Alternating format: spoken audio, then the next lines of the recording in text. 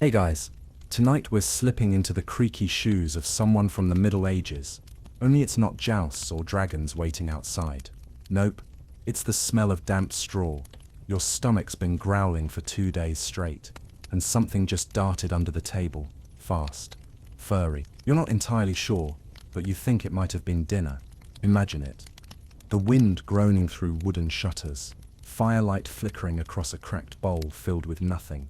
No bread, no meat, just a desperate whisper of something edible. In towns and villages across medieval Europe, famines weren't rare. They were routine. Too much rain one year, too little the next, and suddenly your pantry's as empty as your promises to eat fewer questionable things. And now here comes the reality check. Most of us wouldn't last a week.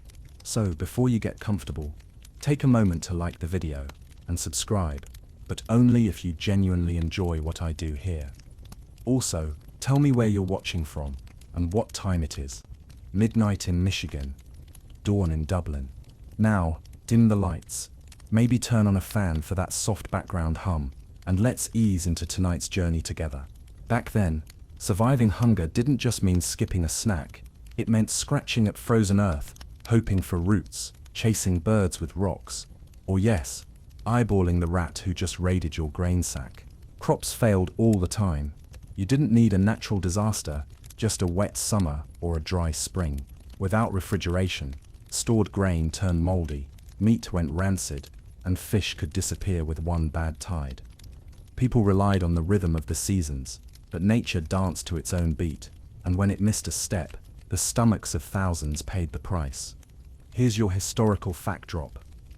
Between the years 1315 and 1317, much of Europe was hit by the Great Famine. It wasn't just hunger, it was mass starvation. Entire villages vanished. Some parents abandoned their kids. Others whispered about cannibalism, but more often, people turned to the things no one wanted to talk about. Enter rats. They were everywhere. Fields, barns, houses, even churches. You couldn't keep them out. They feasted on what little food people tried to store, multiplied like math problems, and scurried beneath the floorboards like a moving buffet for the desperate. Now, your modern brain is probably screaming, but disease, plague, fleas. And yes, rats were guilty of some terrible PR crimes, especially once the Black Death rolled in. But here's the twist. Before people feared rats, they sometimes ate them. It was survival, not snack time, a last resort that became weirdly familiar. Imagine someone trudging back into their mud house, empty-handed after hours in the forest. Their kids are crying, their partner is hollow-eyed, and under a loose tile in the wall, movement, quick, grey, tail dragging. They grab a stick, a flash, a squeak, and then, well, you don't need me to describe the rest. Even in better times, the poor were one failed harvest away from disaster. Their gardens could only grow so much. Chickens were precious, pigs were wealth. You didn't eat them unless you had to. But rats, nobody mourned rats. If you could catch them, they were yours. And here's your quirky tidbit for tonight. In some areas, especially near rivers, people had a name for bigger rats, water rabbits. Doesn't that sound almost cute? They'd stew them with onions and herbs if they had them. The meat was described in one old French note as gamey, but not terrible. That's basically 5-star cuisine by famine standards. Historians still argue whether this behavior was common across all classes or just localized to certain peasant populations. Some suggest that only the poorest ate rats, while others think it may have been more widespread, just rarely recorded. After all, would you admit to it in your fancy family chronicle? What's clear is that foraging became a full-time job when crops failed. People scoured forests for nuts, mushrooms, wild greens, often risking poisoning. They dug through muddy banks for frogs, insects, or yes, even rats. Sometimes they cooked them, sometimes they didn't. Hunger doesn't wait for seasoning. Think about how this reshaped daily life. Kids were taught not just to avoid certain berries, but to catch fast-moving things. Grandmothers became survival instructors, showing which burrows to dig and which shadows might hide something edible. Entire family diets shifted, not by choice, but by necessity. And for every successful catch, there was someone who got sick. Not every rat was just meat. Some carried filth from latrines, or nibbled on poisoned grain. But in those moments, the gamble was simple. Risk sickness tomorrow, or starve tonight. One old poem from Wales hints at a mother boiling brown-backed beasts for her children, singing lullabies as she stirred. She doesn't name the animal, but the context, pretty unmistakable. So tonight, as you drift off, picture this: a smoky, one-room hut. Cold, creeping through the cracks. A small pot, bubbling over weak flame. And inside, a faint hiss of boiling fur, the tiniest moment of relief in a brutal winter. In that world, eating a rat wasn't strange, it was staying alive. Let's move now from the hungry countryside into the crammed, coughing heart of medieval towns, where the buildings leaned in like nosy neighbors, the gutters frothed with things we won't describe too closely, and rats were the unofficial landlords. Medieval cities weren't what you'd call sanitides. Picture wooden homes stacked like kindling, mud streets peppered with everything from chamber pot leftovers to fish guts. Garbage collection? That was the pig rooting through the alley behind your house. If you dropped food, you didn't pick it up. If it moved on its own, you just hoped it didn't have teeth. Now imagine living in this world every day, with no plumbing, limited soap, and neighbors who cooked cabbage 24/7. The air clung to your skin. People shared walls and floors and sometimes beds. The rats, naturally, shared everything else. And here's the weird truth. Some folks didn't just tolerate rats. They relied on them. You see, rats thrived where people gathered. And in medieval towns, they were as common as chimney smoke. But when food ran low, and it often did, those same rats became more than pests. They became meals in waiting. Say you're a widow in Paris, 172. Your bread's gone moldy. You've got a turnip and half a leek. Rent's due, and your last coin went to a priest to pray away your toothache. A rat slips under the door. Your cat's too old to care. You grab a broom. Bam. Dinner plans confirmed. Here's your historical fact. In 14th century London, rat infestations were so constant that city records actually mention the employment of official rat catchers. These weren't just pest controllers, they were sometimes also food vendors on the side. Catch a rat, sell it, twice. Once to the Lord for disposal, and again to someone hungry enough to try roof rabbit. A fringe tidbit. In some cramped cities, especially near docks, people believed certain rats tasted better, depending on what ship their ancestors came in on. Spanish rats, they said, were rounder. No way to prove that, of course, but after enough hungry nights, your palate gets creative. But here's the core of it. Urban poverty meant limited options. The market was too expensive. Meat was a luxury, and the baker down the road wasn't going to give away his last loaf. So people turned inward, to their own hovels, their basements, their rafters, and there, the rats waited. They were easy to catch if you were quiet. Set a few crumbs in a bowl, prop up a pot with a stick, tie it to a string, and wait. Kids got good at it. Some even made a game out of it. Catch 3, get out of chores for the day. Childhood was rough. Now not everyone admitted to eating rats. That was the shameful bit. But it happened often enough that stories slipped through. One monk in Cologne wrote of overhearing snaps and giggles in a nearby slum, followed by a smell not unlike burnt chicken. Translation: someone's rat dinner went a little too crispy. Historians still argue whether this urban rat-eating was regional or widespread. Some say it was mostly in poorer districts. Others suggest it quietly happened even in wealthy households during hard winters.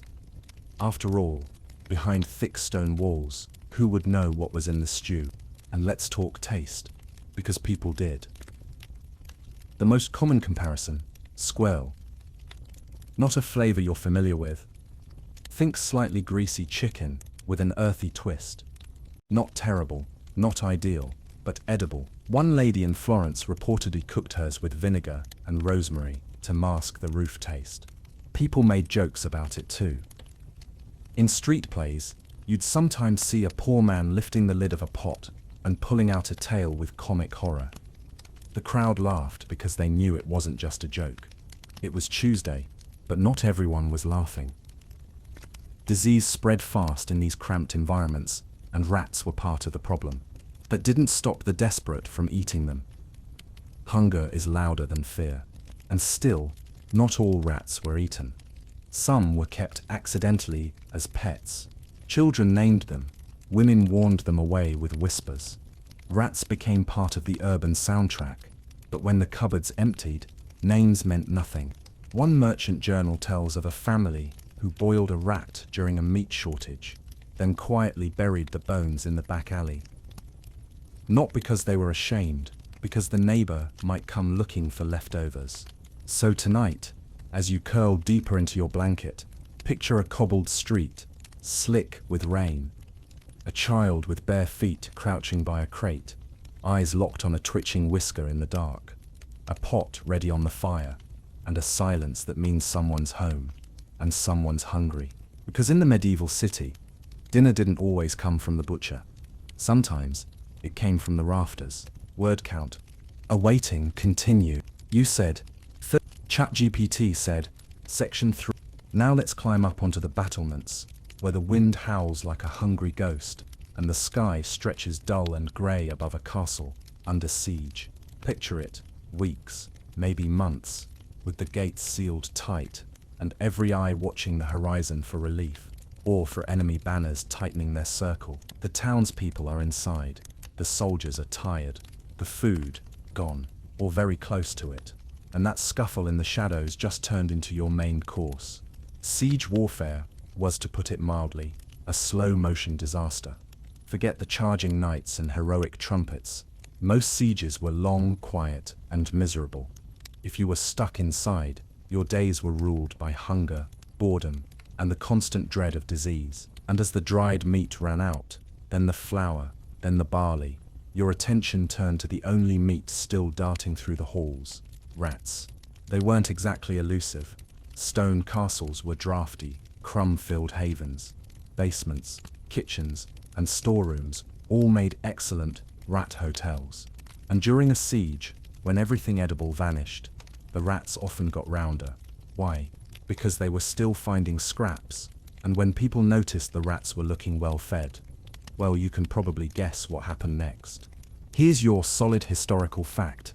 During the siege of Paris in 1870, yes, slightly out of the medieval period, but worth it, restaurants famously served up rat stew, rat pâté, and even rat kebabs. Now that was a city siege, not a castle, but it proves a point. Rat cuisine wasn't just desperation. It became, in some cases, a market. Back in medieval times, it was less about menus and more about instinct. If it moved and you could catch it, it was dinner. Picture a guard on night watch, too weak to hold his spear properly. His boots are soaked from the rain. His stomach growls louder than the wind. In the flickering torchlight, something small and furry scampers by. He doesn't hesitate. Tomorrow's breakfast just ran past his foot. Inside, families grew gaunt. Mothers rationed what little remained.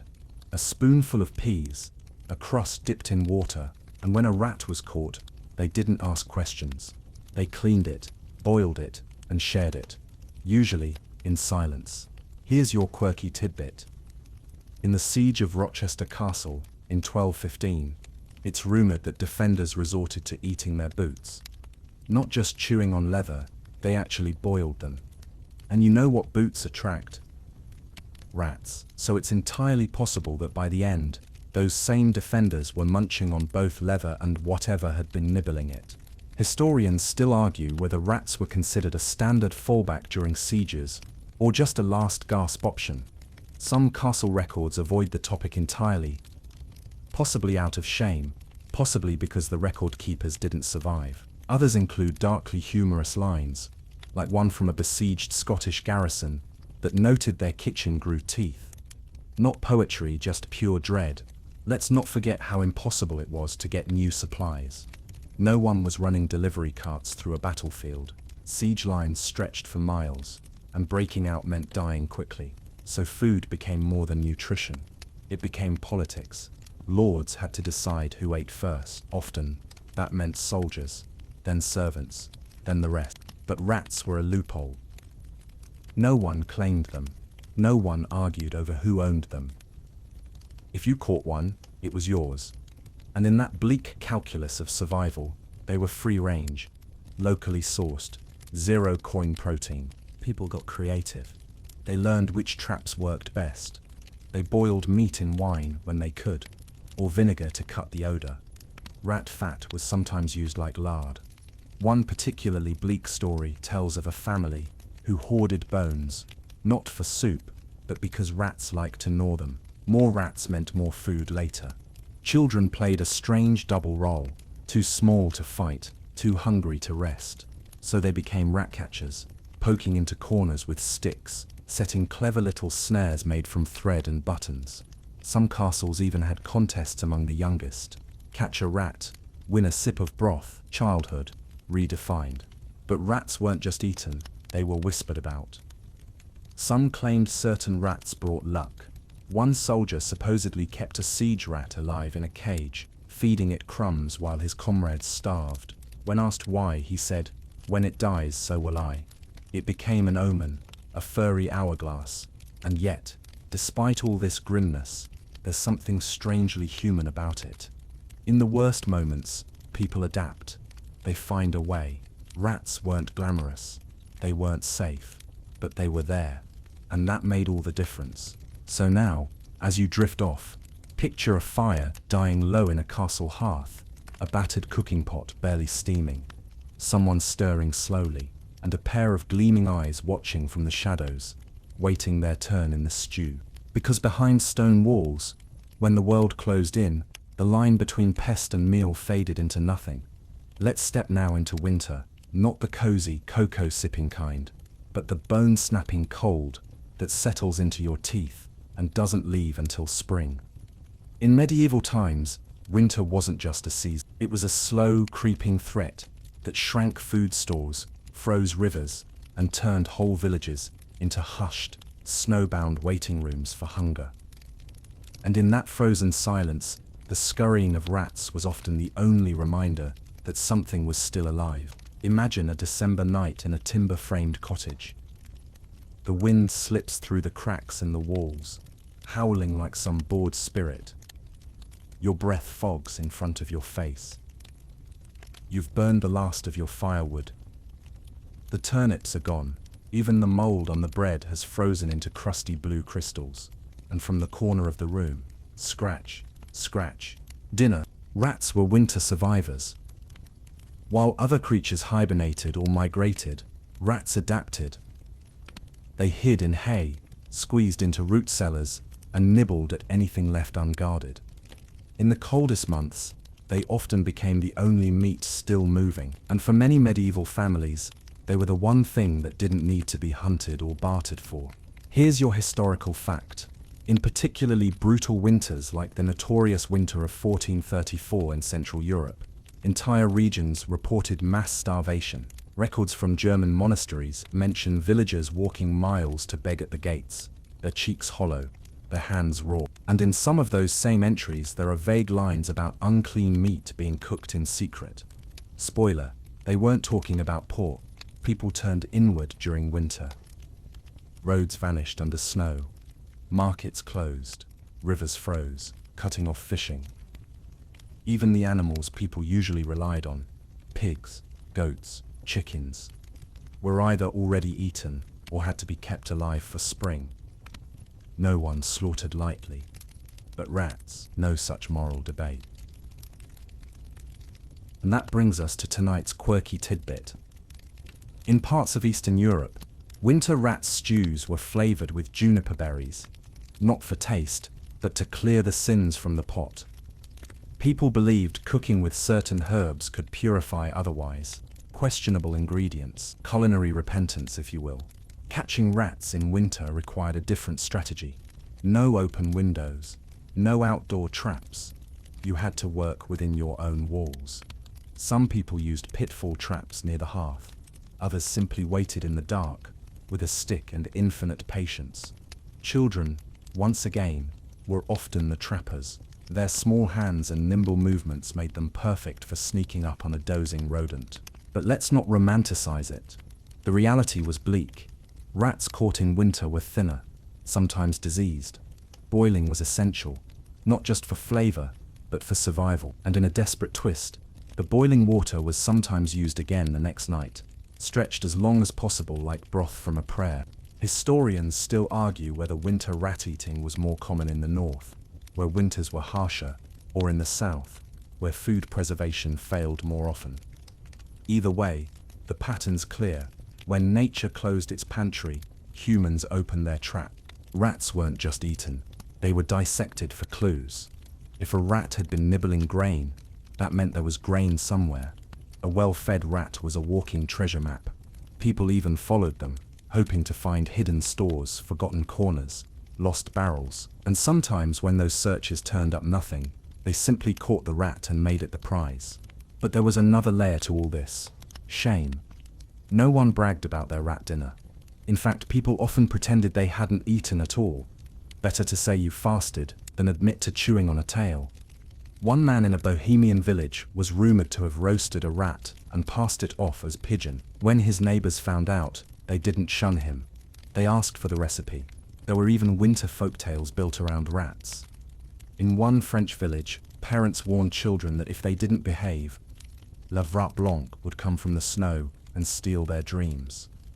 But in reality, those same parents were probably watching rat tracks in the snow and setting traps behind the bread bin. In some remote places, people turned rat-eating into ritual. The first rat caught after the solstice was burned in a fire, symbolically feeding winter so it wouldn't take anything else. But if hunger crept too close, the next rat went straight to the pot. So now, imagine a low stone cottage, half buried in snowdrifts. A single candle sputters. A small pot hangs above the coals, and inside something small and sad floats beside a sprig of borrowed rosemary. Outside, wolves howl. Inside, someone slurps slowly, grateful for anything warm. Because, in winter, the line between food and foe blurred. And sometimes, staying alive meant cooking what once skittered through the shadows. We've weathered the frostbite of winter. But now let's move down the social ladder and settle into the daily grind of a medieval peasant. The folks who made up over 90% of the population lived shoulder to shoulder with their animals and ate what they could grow, gather, or trap. And if that happened to have 4 legs, a tail, and be faster than a chicken but slower than a cat, well, into the pot it went. Peasant diets weren't exactly bursting with variety. A good year meant bread, maybe a few onions, the odd egg, and if the stars aligned, some cheese. Meat, rare, a treat, a holiday miracle. And even then, it was usually offcuts. Feet, necks, organs. The idea of a roast chicken on a Tuesday, fantasy. So when hunger crept in, and it always did, people filled the gaps however they could, and rats filled gaps quite nicely. These weren't delicately plated meals with garnish and sauce. These were survival bites. One rat might not feed a family, but it was better than nothing. And in peasant math, better than nothing was everything. Here's your historical fact. Archaeological digs across rural medieval villages in England and France have unearthed rat bones among the domestic waste heaps, often near cooking pits and hearths. These weren't random pests that died in the walls. They were cleaned, burned and discarded like food, consumed, and left behind like all other scraps. Life for peasants was hard labor and harder hunger. Fields needed tending, taxes needed paying. Lords demanded grain, and priests demanded offerings. After all that, what was left? Very little. Rats, though, they didn't pay taxes, they didn't kneel at church, they just showed up, and often they stayed long enough to be caught. Let's sprinkle in a quirky detail here. In some regions, peasants believed that rats from churchyards tasted cleaner because they'd been close to holy ground. Whether this was wishful thinking, superstition, or just rural logic, Who knows? But it's a strong reminder that belief and biology often danced a clumsy waltz back then. Rats were, in a strange way, democratic. Lords didn't want them. Merchants swatted at them. But peasants? They saw them as resources. They weren't too proud. When you're digging in frozen ground to find turnip roots, you lose your culinary ego real fast. Catching rats was part skill, part patience. Farmers would plug holes in the walls with straw and dung to trap them inside. Some families kept ferrets, not as pets, but as natural rat chasers. When the ferret cornered a rat in a box or jar, the rest was easy. Brutal, but easy. And let's not pretend this was always done in silence. Sometimes it was a spectacle. If someone caught a big one, they might cook it outside so neighbors could smell it and get just a little jealous. A flex, medieval style. Oh this, just my Tuesday rat.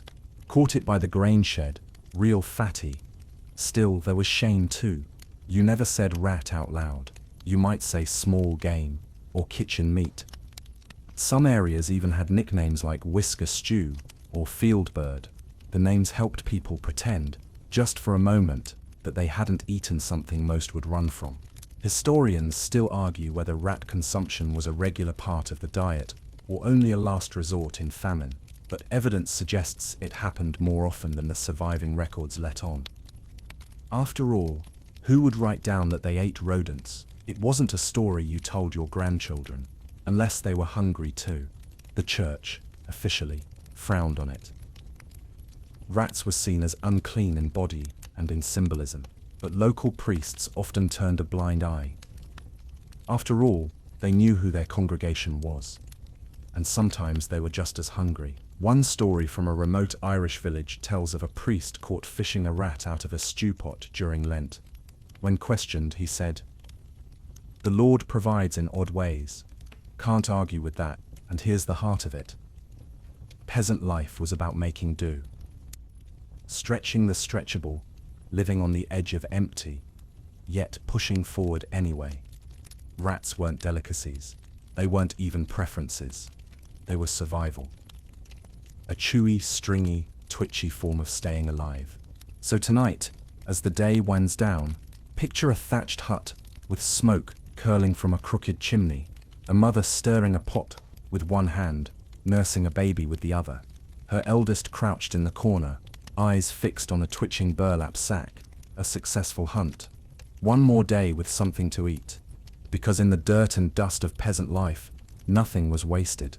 Not even a rat with muddy paws and a lucky streak. Now we drift into the flickering glow of candlelight and the heavy silence of the monastery chapel, where monks kneel in rows and bells echo in stone corridors. But in the kitchens, something a little more flexible is going on. Welcome to the sacred, slightly suspicious world of medieval fasting rules, where meat was banned on dozens of days every year. But curiously, rats might just sneak past the moral radar. See, the church had rules. Lots of them. And when it came to food, the list of do not eat was long, especially during Lent, Advent, Ember Days, Vigils, Wednesdays, Fridays, and, well, you get the idea. On these days, no meat from warm-blooded animals was allowed. Fish was fine. Frogs, somehow also fine. Beaver tails, absolutely, because they lived in water, and that's where rats, those sneaky little rule-benders, found a theological loophole. Here's your historical fact. Some church officials, particularly in 13th century France and Germany, openly debated whether certain animals, like otters, beavers, and yes, water rats, counted as fish. The argument: they swam, they had tails. Close enough, right? It sounds ridiculous today, but back then, it was dead serious. Your soul was on the line, and dinner was walking a moral tightrope. Of course, most people weren't splitting hairs over species classification. They were just trying to eat without getting publicly shamed. And when you fasted for 10 days, and your options are dried peas or a fresh, plump rat that just ran through the cellar, you start wondering how aquatic it really needs to be. And here's your quirky tidbit for tonight. In a 14th century Benedictine abbey near Cologne, Monks recorded in the margins of their kitchen ledger, a dish known only as silent tale. No recipe survived. But what did survive was a note, sufficient for fasting. Cooked thrice. Scholars have debated whether it was a rat dish disguised as fish, or fish pretending to be rat. Either way, someone was cheating. Fasting wasn't just about skipping steak. It was a spiritual discipline meant to cleanse the soul and humble the body. But food cravings don't care about your vow of humility. Even in monasteries, people got hungry. They bent the rules. They whispered excuses. They got creative. Rats then entered the grey zone of permitted with plausible deniability. If caught, you might say it was an oversized dormouse. If you were clever, you boiled it in fish stock and hoped the scent masked everything else. Some even wrapped them in cabbage leaves and baked them like sausages. Historians still argue whether the church knew how widespread this was. Some say the higher clergy ignored it, just another sin to confess later. Others believe some priests quietly encouraged it, especially during long winters when even the holiest stomachs growled. Monasteries had to feed dozens, sometimes 100. Supplies dwindled. Creativity bloomed. The average monk lived a life of routine and restraint, but food was still a daily need, and communal eating created quiet opportunities. One friar might share a secret stew, another might know a fisherman who supplied questionable meat during Lent. Rat meat wasn't advertised. It was folded into soups, mashed into pastes, or served beneath a sauce so thick it might as well be a confession. And don't imagine these were back-alley operations. Some monastic kitchens were enormous, staffed by skilled lay brothers who understood not just flavor, but theology. Their job was to feed the body without staining the soul. And if that meant stretching a rule until it squeaked, so be it. Let's pause for a second and appreciate the full absurdity here. Devout men in robes, bound by sacred vows, carefully justifying rat consumption because the animal happened to swim occasionally. Medieval logic was elastic when hunger tugged on it. But it wasn't all loopholes and loophole stews. Some monks fasted properly, ate little, suffered much, and stayed strict. Others confessed their rodent meals with genuine shame. There are letters from abbots scolding entire communities for tavernish smells wafting from the kitchen. And what was tavernish? Likely something sizzling and fur-covered. Still, when confronted with starvation or moral discomfort, many chose to eat first and pray later. One monk even wrote, "The Lord sees the heart, not the pot," a convenient theology, but relatable. And oddly comforting. Now imagine the monastery after dark. Long shadows stretch down silent corridors. The wind howls through cloisters. In the kitchen, a pot simmers gently over coals. A shape floats just below the surface. Tail curled, eyes closed. Nearby, a brother stirs slowly, muttering a prayer. Not for forgiveness, just for flavor. Because in the halls of faith, even silence had a taste. And sometimes it tasted like rat. The bells are tolling, the incense hangs thick in the air, and the streets of the city have fallen quiet. But not because of prayer. The plague has arrived. Again, and while most people are barring doors and burning herbs, someone, somewhere, is still cooking dinner. And in that pot, possibly something furry, fast-moving, and recently trapped. Welcome to the most ironic twist in our journey. In some plague-struck places, rats were feared and eaten. Yes, you heard that right. Even while people blamed rats for carrying death, and in many cases, rightly so, others were quietly cooking them. Because when the world is unraveling, logic tends to bend under the weight of hunger. Here's your historical fact. During the Black Death in the mid-14th century, reports from devastated towns like Avignon, Florence, and London tell of mass graves, silent streets, and entire households vanishing in a week. But not everyone died at once. For those left behind, food supplies collapsed, trades stopped, bakers closed, markets emptied, and when bellies started to gnaw, choices narrowed fast. Rats had already infested cities. Their fleas were part of the nightmare, spreading Yersinia pestis, the bacterium behind the plague. And here's the strange thing, not everyone made that connection. Germ theory wouldn't arrive for centuries. People blamed the stars, sin, foul air, foreigners. Some did suspect unwholesome beasts, but the line between suspect and supper got very blurry. Let's toss in tonight's quirky tidbit. In a panicked Milanese diary from 1349, one survivor describes a meat of the lowest kind, found in corners, boiled 3 times, with strong wine. Sounds mysterious, right?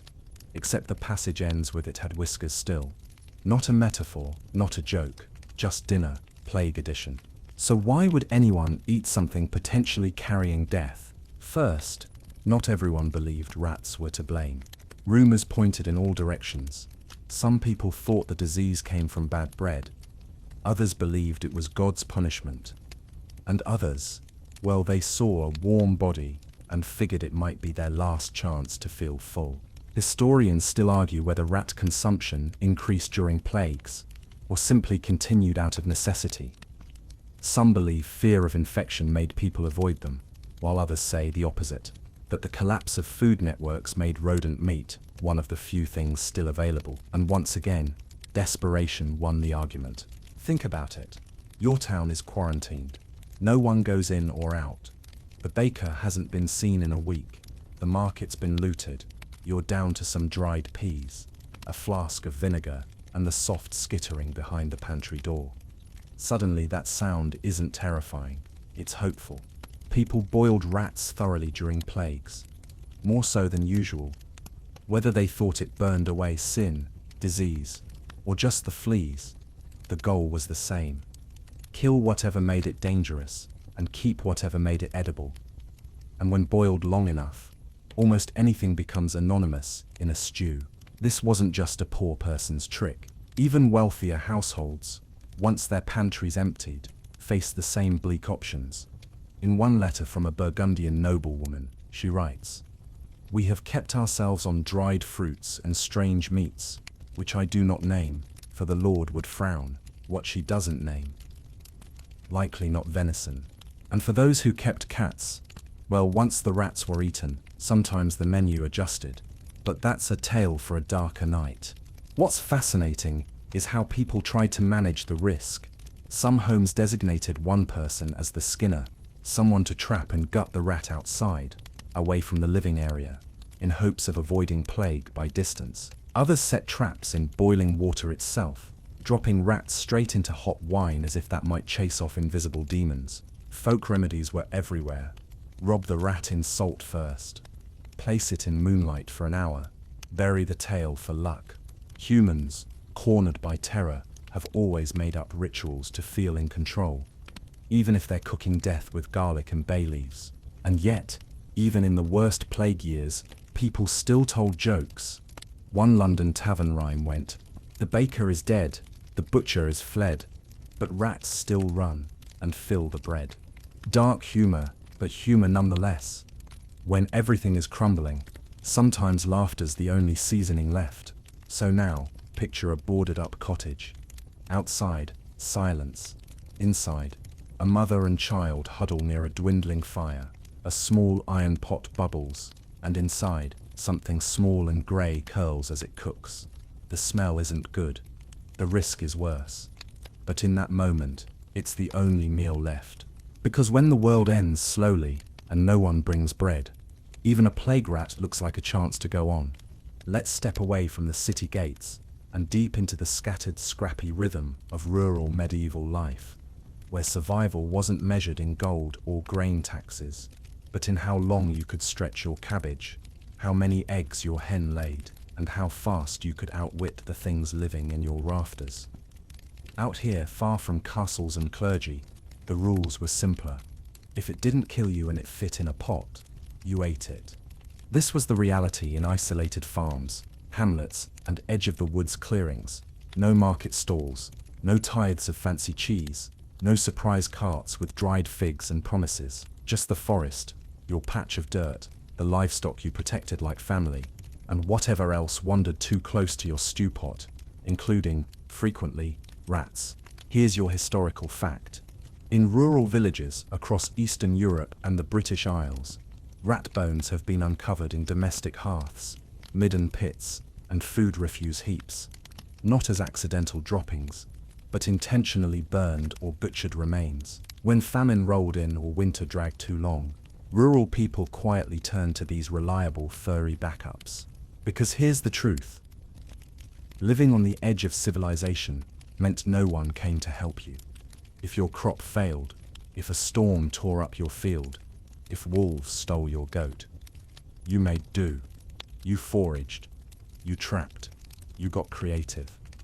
And rats, they were constant, dumb enough to fall for the same traps, and at least technically, made of meat. They nested in the haylofts. They skittered through cellars. They gnawed the corners of grain sacks and left droppings on windowsills. But for those with sharp eyes and empty cupboards, they were also the easiest animal to catch, without risking a limb or using up an arrow. Now for tonight's quirky tidbit. In parts of northern Italy, rural children were told that rats were midnight pigs sent by mischievous forest spirits, and if you caught one, you could roast it for a wish. Yes, a wish. It's unclear whether this was magical thinking or just a clever way to encourage rat control through story time. Either way, kids got good at it. There was no stigma in these regions. Not really. Sure, nobody boasted about it. But when you lived miles from the nearest town, your pride was as distant as your neighbors. People ate what they had. Some stewed rats with wild garlic and sorrel. Others pan-fried them in bear fat or dried them over smoky fires for preservation. The recipes weren't passed down in ink. They were whispered from grandmother to grandchild, between chores. Historians still argue whether these rural communities developed their own taboos around rats, or if the urban disdain just never reached them. In some places, there's evidence rats were even considered seasonal meat, caught more frequently in winter, when other game hid or hibernated, a sort of unofficial rodent season. Let's get visual. Picture a crooked farmhouse, tucked at the edge of a pine forest. Smoke drifting from a stone chimney. Inside, a mother stirs a pot while 3 kids wrestle over a trapped rat. One holding the tail, another arguing that it's his turn to clean it. No one's laughing, but no one's horrified either. It's just food prep. And no, it wasn't glamorous. Rat meat could be greasy, stringy, and had to be boiled to oblivion to feel safe. But for people used to chewing roots and gnawing barley cakes, even a little meat was a big deal. It meant energy for tomorrow's chores. It meant not fainting mid-plow. Traps varied. Some were basic snares made from bent twigs and gut string. Others used pits lined with sharpened sticks or iron pots balanced on precarious pegs. And if the rat population boomed, as it often did after a warm autumn, families might catch a dozen in a week, enough for a real stew, one you could actually smell from the barn. Sometimes, the rats were traded. In extremely poor areas, dried rats were bartered like jerky. One rat might equal a handful of oats, or a hunk of soap, or a story from a traveling tinker. That's right, rat meat had exchange value. Basic economy 101. And of course, with every food habit came superstition. Some believed that if you ate the heart of a rat before sunrise, you'd gain fox cunning for the day. Others swore that rat bones, buried beneath the hearthstone, would keep wolves away. Science? No. Survival theater? Absolutely. So now, close your eyes and imagine a village with no roads, only paths. A house, with moss growing on the roof. The sun just setting, casting long shadows across fields of stubble. And inside, a stew pot steaming with something no one names aloud. Not because they're ashamed, but because naming it makes it real. Because for people on the outer rim of society, survival wasn't about morals or menus. It was about seeing something move in the shadows and knowing exactly how to cook it. The flickering torchlight reflects off polished goblets. Silk rustles. Laughter rings through the stone hall like a bell made of wine and boredom. Tonight, we're not with peasants or monks. We're upstairs, way upstairs, with the nobles. The powerful, perfumed, and occasionally ridiculous. And here's a strange truth. Sometimes, even they ate rats. but not for survival, for sport. You wouldn't think the same hands that wore rings and carried falcons would ever lower themselves to nibble on something that squeaked, but the medieval nobility had a habit of flirting with the forbidden. The weirder, rarer, or more scandalous the dish, the more intriguing it became. And yes, that occasionally meant roasted rat on a silver platter. Here's your mainstream historical fact. In Renaissance Italy, a period that overlaps with the late medieval banquets among the elite, sometimes featured joke courses. These were dishes meant to shock or amuse guests, like pies that exploded with live birds, or foods disguised to look like something else. Among them, the occasional rodent cleaned up, dressed in herbs, and served with a wink. It wasn't common, it wasn't loved, but it did happen. Now here's your quirky tidbit. At one particularly infamous feast in Burgundy, a noble is said to have dared his guests to try a minced meat tartare from the cellar. The dish, rat. The reward? A gold coin and the eternal admiration of dinner companions too squeamish to follow. One guest reportedly threw up in a goblet. Another asked for seconds. Welcome to high society roulette. So why would nobles who had access to venison, boar, peacock, and trout choose to eat something usually hunted with a broom? Partly novelty. The medieval upper class had a deep affection for the outrageous. They liked spectacles. If a dinner wasn't memorable, what was the point? Also, competition. Medieval lords lived for one-upping each other. If one banquet featured swan glazed in sugar, the next had to top it. If one night served quail eggs floating in rosewater, another might decide a course of mystery meat would spice things up. And what's more mysterious than a rat wearing a sprig of parsley? Historians still argue whether these noble rat tastings were genuine curiosity or elaborate hazing rituals. Was it bravado? A joke? A punishment in a drinking game gone too far? No one agrees, but the records exist. Scattered mentions in diaries, letters, and banquet menus with suspiciously vague meat entries. Sometimes, the rats weren't even cooked, they were used. A French court event once featured a game called Rat Chase, where noble children released a pack of white rats in a ballroom and tried to catch them using only silver goblets. The winner got a kiss from the Dutch. The loser got a tail in their soup. People clapped. It was a vibe. But not all rat encounters were playful. During hunts gone wrong or long campaigns in enemy territory, nobles sometimes had no choice. A siege, a storm, a lost caravan of provisions, and suddenly, the prince's tent smells suspiciously like boiled rodent. In those moments, nobility tasted what peasants knew well. You do what you have to do, and occasionally, these moments turned into stories. One knight, stranded after a skirmish in a storm, claimed to have survived 3 days on nothing but stewed tail and rainwater. When he returned, he was praised for his toughness, not shamed for his menu. Surviving on rats became its own kind of valor. But let's not overstate it. Most nobles would have balked at rat meat outside of a joke, a dare, or a dire emergency.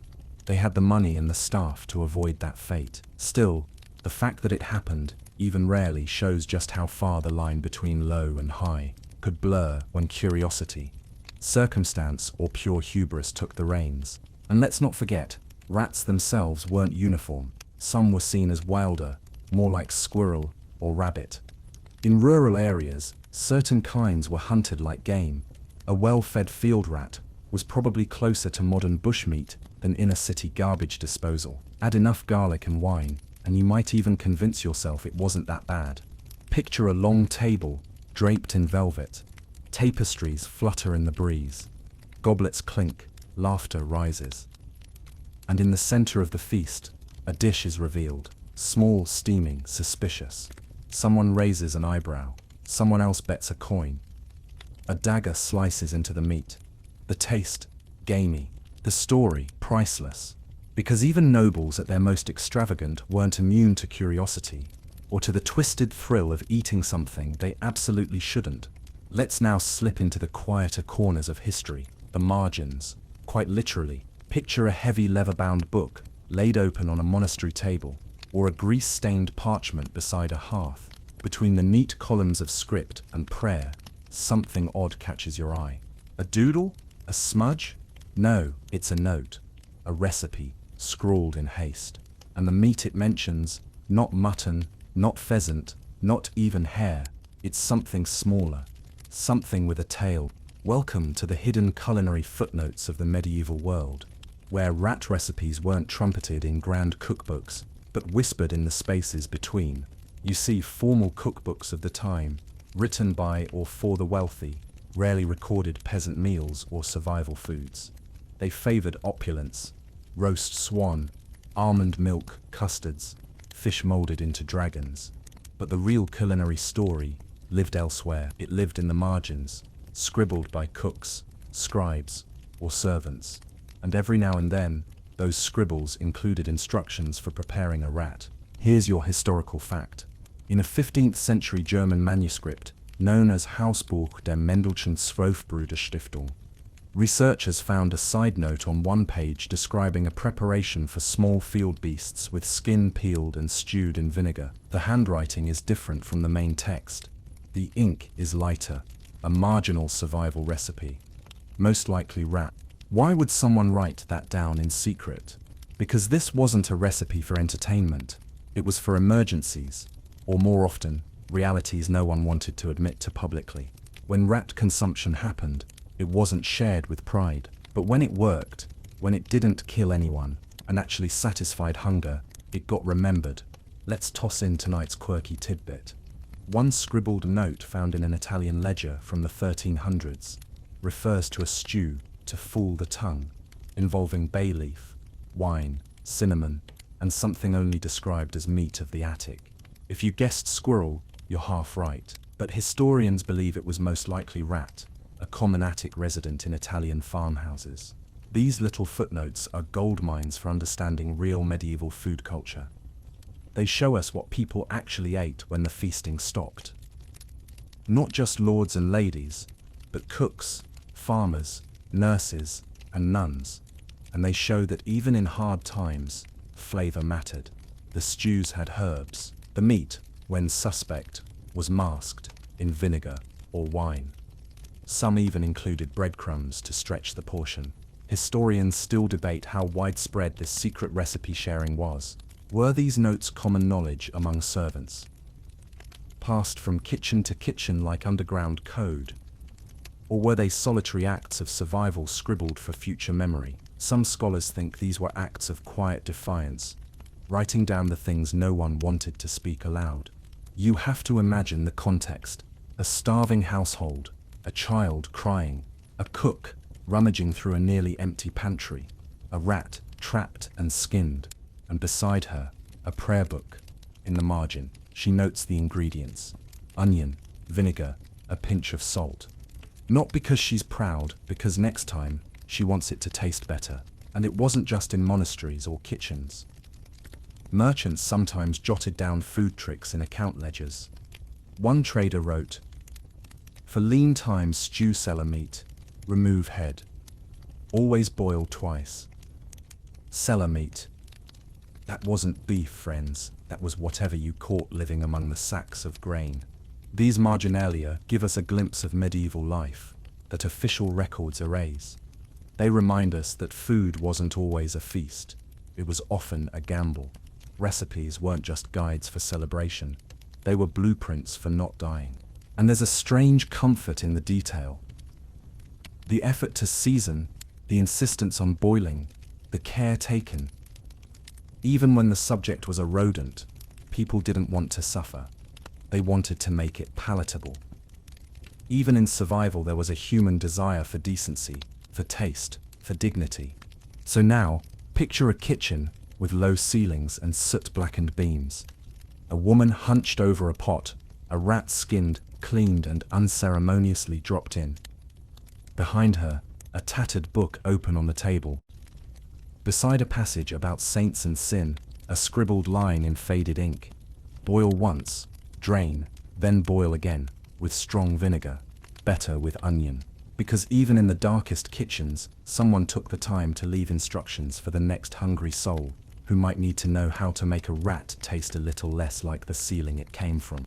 Let's pull away from dusty books and candlelit margins for a moment and meet a new kind of medieval figure, the rat catcher. Cloaked in shadow, pouch full of traps, and always slightly twitchy, the rat catcher was part exterminator, part magician, part businessman, and sometimes part chef. Because when your job is catching vermin, well, sometimes the line between pest control and side hustle gets blurry. Cities, towns, and even some larger villages often had someone who made a living trapping rats, with plagues, spoiled grain, and ruined textiles, all blamed on rodents. Hiring someone to clear them out wasn't just practical, it was essential.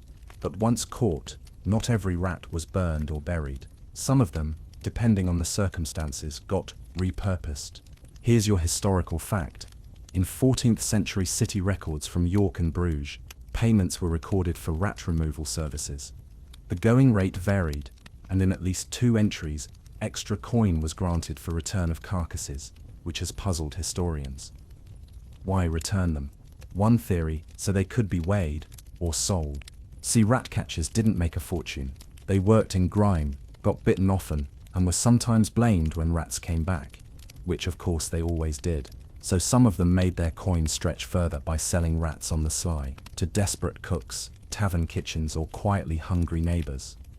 A grim sort of recycling program. Now for your quirky tidbit. In parts of Poland and Bohemia, traveling rat catchers were said to carry 2 pouches, one for live rats to seed new infestations and guarantee future work, and one for cleaned ones they could cook or trade. Whether that was actually true or just a dark urban legend, historians still argue, but the fact that the story stuck around says something about how common rat reuse may have been. There's something deliciously ironic here. A man paid to rid the world of rats, then boiling one behind a tavern because meat is meat, and coin is coin, and in times of famine, no one asked too many questions. One innkeeper's rabbit stew might have come from a pest control pouch. Some rat catchers took pride in their skills. They developed traps more efficient than anything the average household used. Wooden snap devices, grease-lined pits, weighted nooses. They knew rat habits better than anyone. What they ate, where they nested, when they were most catchable, and yes, which ones were the good eaters. Let's paint the scene.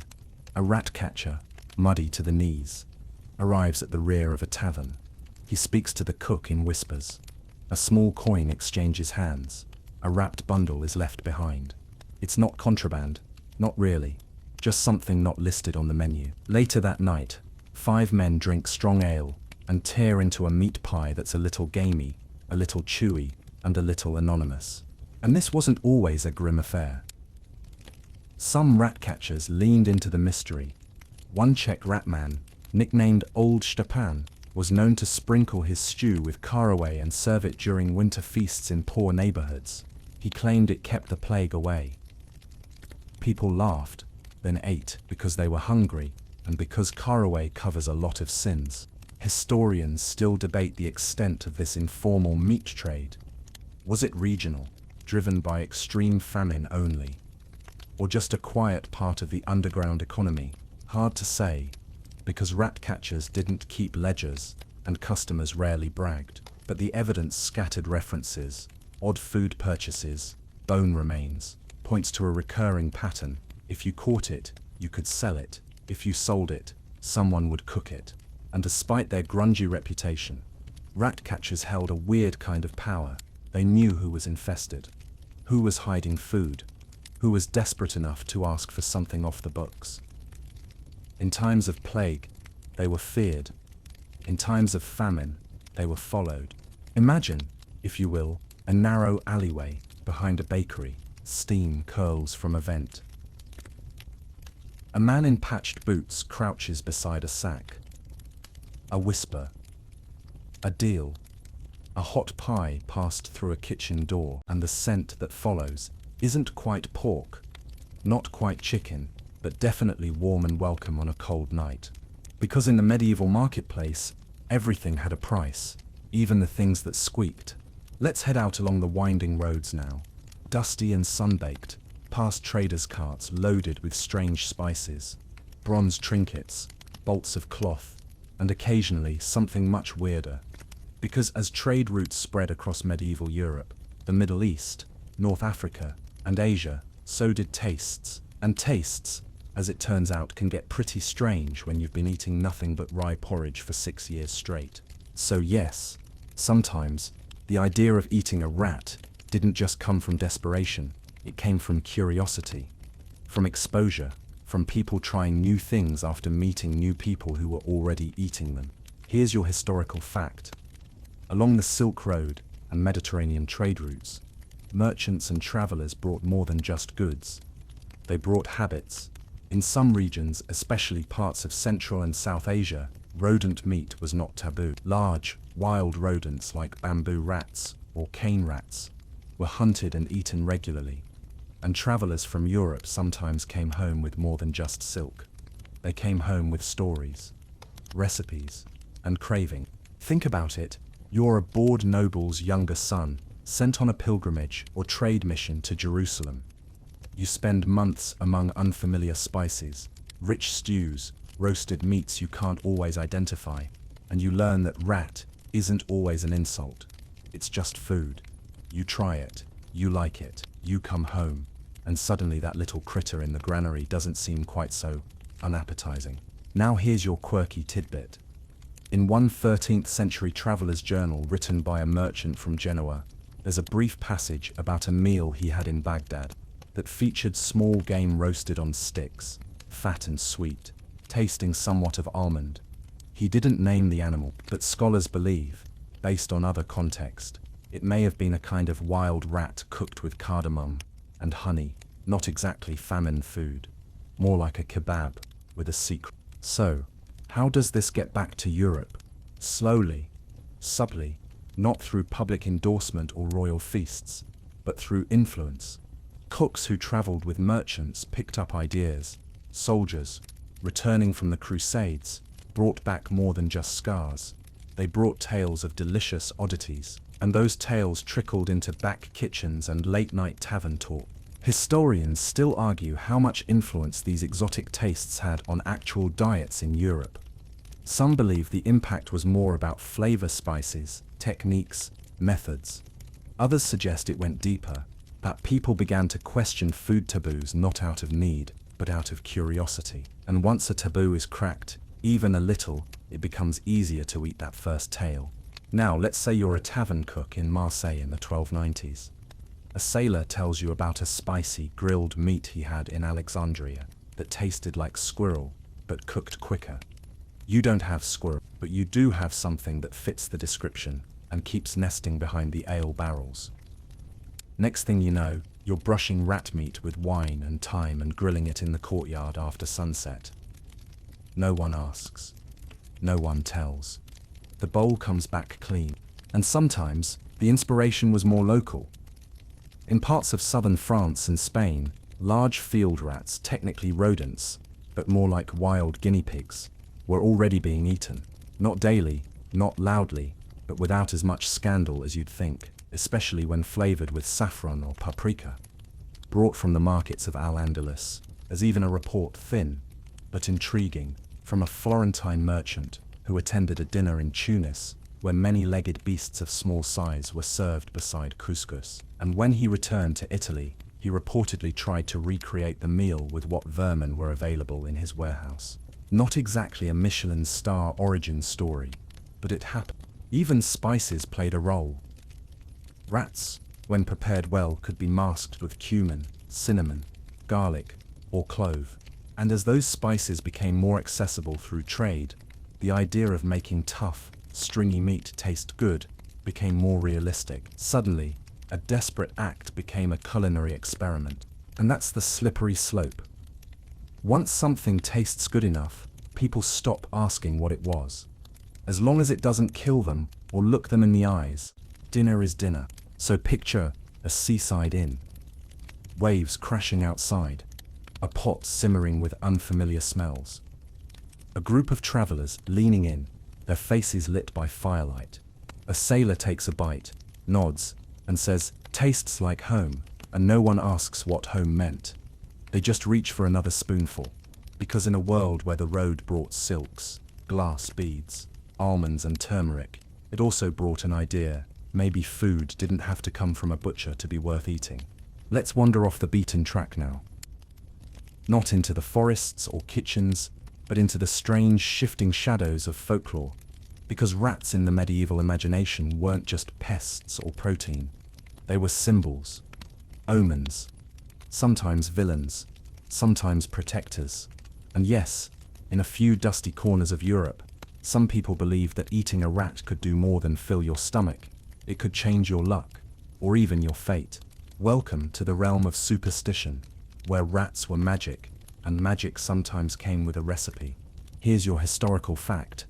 In medieval Europe, rats appeared constantly in folk stories and superstitions. They were said to predict death by deserting houses before a plague or fire, to carry the souls of the restless dead, or to sneak into bedrooms and whisper secrets into sleepers' ears. And like many feared creatures, they were also believed to have power, which meant for certain folks, eating a rat, or parts of one, might transfer that power to you. Not exactly a recommendation from your village priest. But in times of hunger or despair, people didn't always consult clergy. They consulted the old woman in the woods, or the herbalist with too many teeth. Now here's your quirky tidbit. In the forests of Galicia, stories persisted into the 1600s about a ritual dish called the black bite, supposedly cooked by cunning women on the winter solstice. It involved a rat, coal ash, garlic, and a drop of your own blood. Eaten in silence, it was said to protect you from betrayal in the coming year. Creepy? Extremely. Invented by someone with a rodent surplus. Very likely. So why mix rats and magic? Because in folk belief, the things closest to the earth had the strongest powers.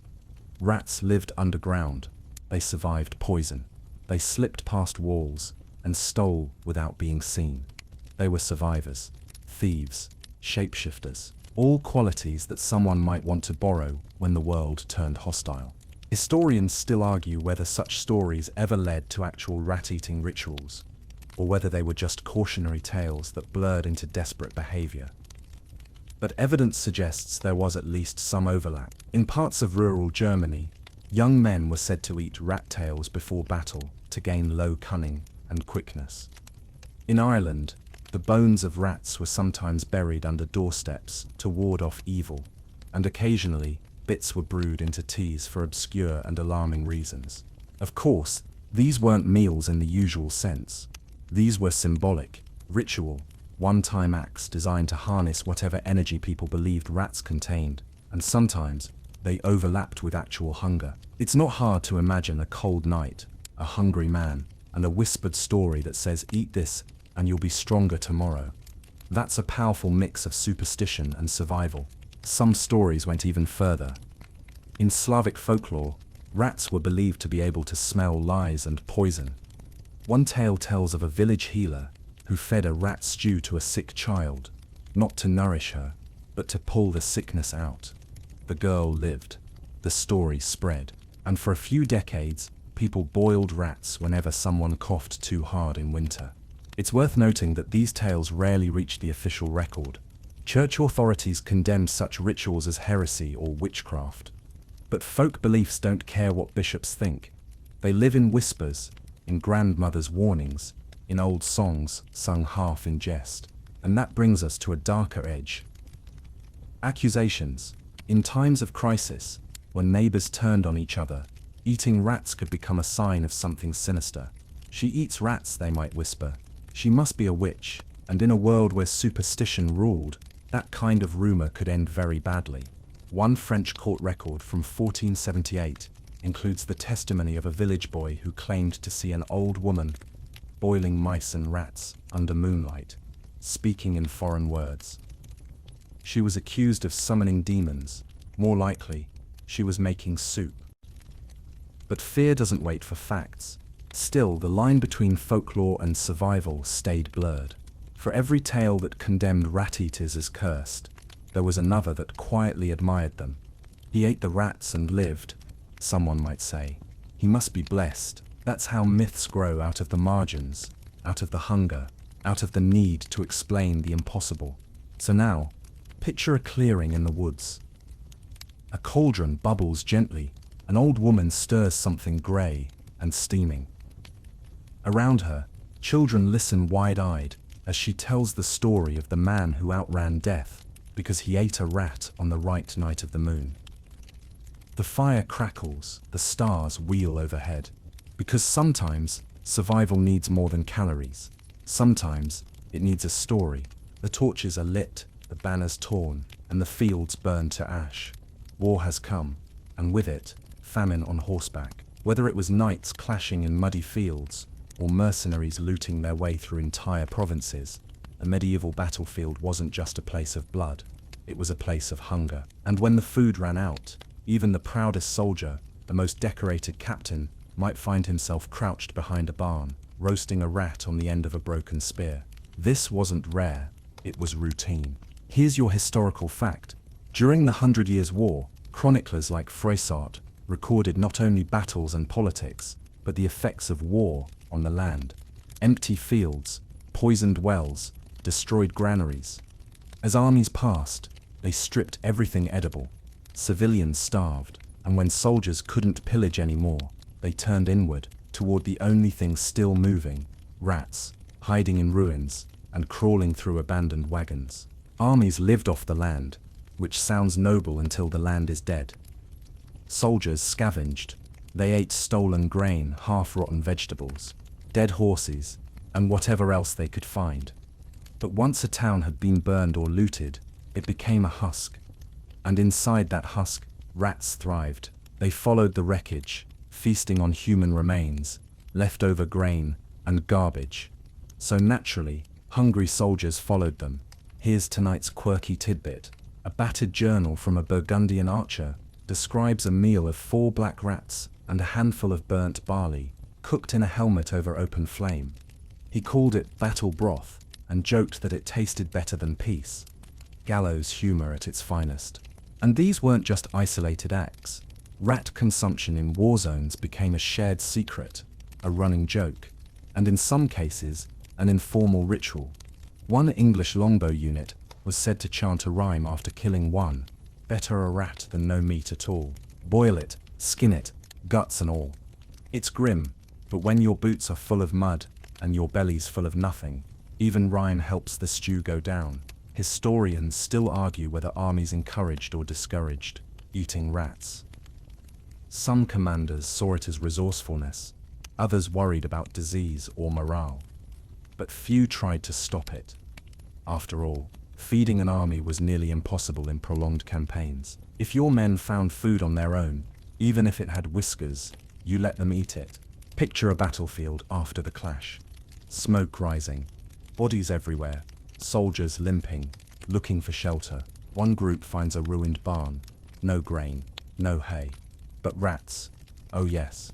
They set traps with belt buckles and broken bows. They light a small fire with pages from a prayer book, and they cook, not because they're brutes, but because they're human. Rats were caught by torchlight, trapped under helmets, or even shot with crossbows for sport and sustenance.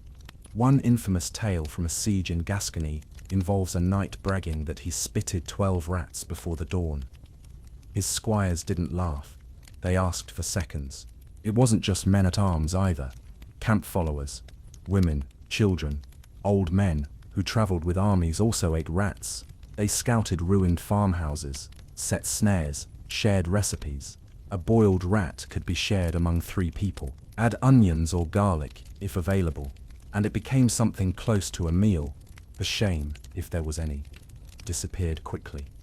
Soldiers were used to blood, to stink, to rot. Eating something that survived with them, through them, felt oddly fitting. Rats, like soldiers, were survivors of wreckage. And maybe, on some level, there was respect in that. One chronicler even joked that war turned men into rats and rats into comrades. They shared the same bread and the same mud, he wrote, and slept beneath the same ruined roofs. Poetic, in a horrifying way. And let's not forget how war interrupted everything else.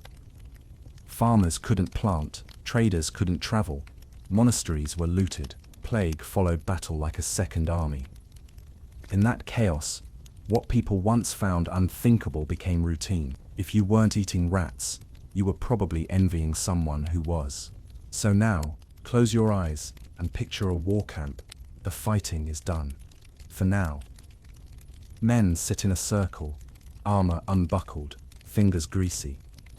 A kettle hangs over the fire, steam curling into the night. Inside, something dark and stringy, floating beside a half-burnt onion and a bootlace someone mistook for seasoning. They chew quietly, thinking of home or nothing at all. Because when the fields are ash and the world is screaming, the sound of a rat sizzling in a pot can almost feel like peace. Now we turn toward the edges, the borderlands, frontiers, and no man's lands of the medieval world, where the rules grew soft, the roads turned to trails, and survival depended less on law and more on instinct. These were the places beyond the reach of kings, where forests swallowed villages and winters bit deeper than prayer. And out here, if something ran on four legs and didn't fight back hard enough, someone probably tried to eat it, rats included. Borderlands were never just lines on a map. They were blurred zones of uncertainty between kingdoms, between cultures, between wilderness and what little passed for civilization. Think of the Scottish Highlands, the Carpathians, the mountain passes between France and Spain, or the Baltic forests, wild places, hungry places. Here's your historical fact. Many medieval frontier communities were semi-nomadic or lived in seasonal isolation. When snow or war or both cut them off from supply lines, they relied on stored food, hunting, and foraging. Rat bones have been found in refuse heaps in remote alpine villages in Switzerland and in highland settlements where traditional game would have been scarce or hibernating. Rats lived wherever people stored food. They adapted better than most. And on the frontier where preservation was tricky and storms lasted months, they became a shadow staple. And here's tonight's quirky tidbit. In a Lithuanian border village, a preserved family recipe called pilka mesa, literally grey meat, survived in oral tradition. Ingredients: onion, salt, and an unnamed animal from behind the stove. Most believe it was rat, especially given the instructions: do not show the priest, and do not tell the children until they're older. On the frontier, you didn't waste anything. You kept bones for broth, skins for patches, tails for, well, some people made thread. But when it came to food, the calculation was simple. Does it provide calories? Can it be cooked? And if the answer was yes, then into the stew it went. There were no markets, no taverns to beg from, no monastery kitchens to steal crusts out of. You ate what you caught, what you stored, or what came scratching at your door during a blizzard. And often, that scratch meant dinner.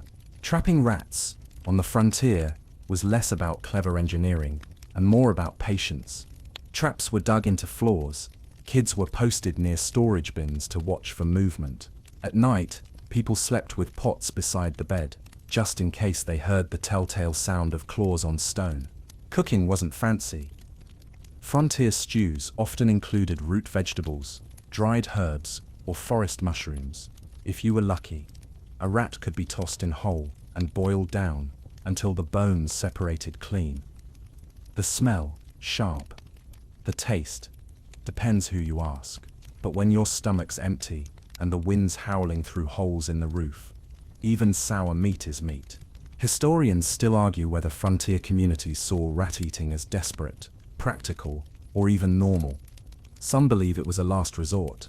Others argue that in certain regions, especially where small mammals were part of traditional cuisine, rats simply joined the rotation. It wasn't a question of morality. It was a question of Monday night versus Tuesday. And there's another layer to it. Frontier families were isolated. No one was watching. No one was judging. You weren't worried about what the merchant's wife thought, or whether the Lord's steward might sniff at your dinner. You were alone with your land, your fire, and the choices you made. If it worked, you ate. If it didn't, you starved. Stories from these regions often reflect that bluntness. One tale from the Pyrenees tells of a man who lived alone through 2 winters with only a barrel of salt, and whatever moved under his floor. He emerged in spring, thin as a rake, and said nothing. People whispered about what he must have eaten. No one asked directly. But when someone later caught a rat and hesitated, they said, "He did it, and he's still here." That was the logic. Survival proves itself. Rats even became, in some strange cases, a mark of self-reliance. "You don't need to beg," they'd say. "Catch your own." Frontier wisdom was rough-edged like that. If you ate it and lived, it was food. Picture it now. A stone hut tucked between cliffs, smoke barely escaping from the roof. Snow falls in silence. Inside, a single person stirs a pot. A rat, skinned and lean, floats beside a few wild leeks. There's no blessing, no toast, no feast. Just a long exhale as the first sip warms the chest. Because at the farthest edge of the map, far from courts and cathedrals, survival didn't care what anyone thought. It just cared whether the meat boiled soft enough to chew. Let's lower our voices now and step softly through the candlelit halls of a monastery. The stone is cold beneath your feet, the incense faint in the air, and somewhere in the distance, a bell tolls the hour. Life here is slow, orderly, quiet. But even among the sacred rhythms of monastic life, prayer, silence, and simplicity, hunger finds a way in. And sometimes behind closed kitchen doors, even the most devout monks made choices that would have horrified their abbots, like eating rats. You wouldn't think it. These were men of faith, sworn to poverty, chastity, obedience, and fasting. Lots and lots of fasting.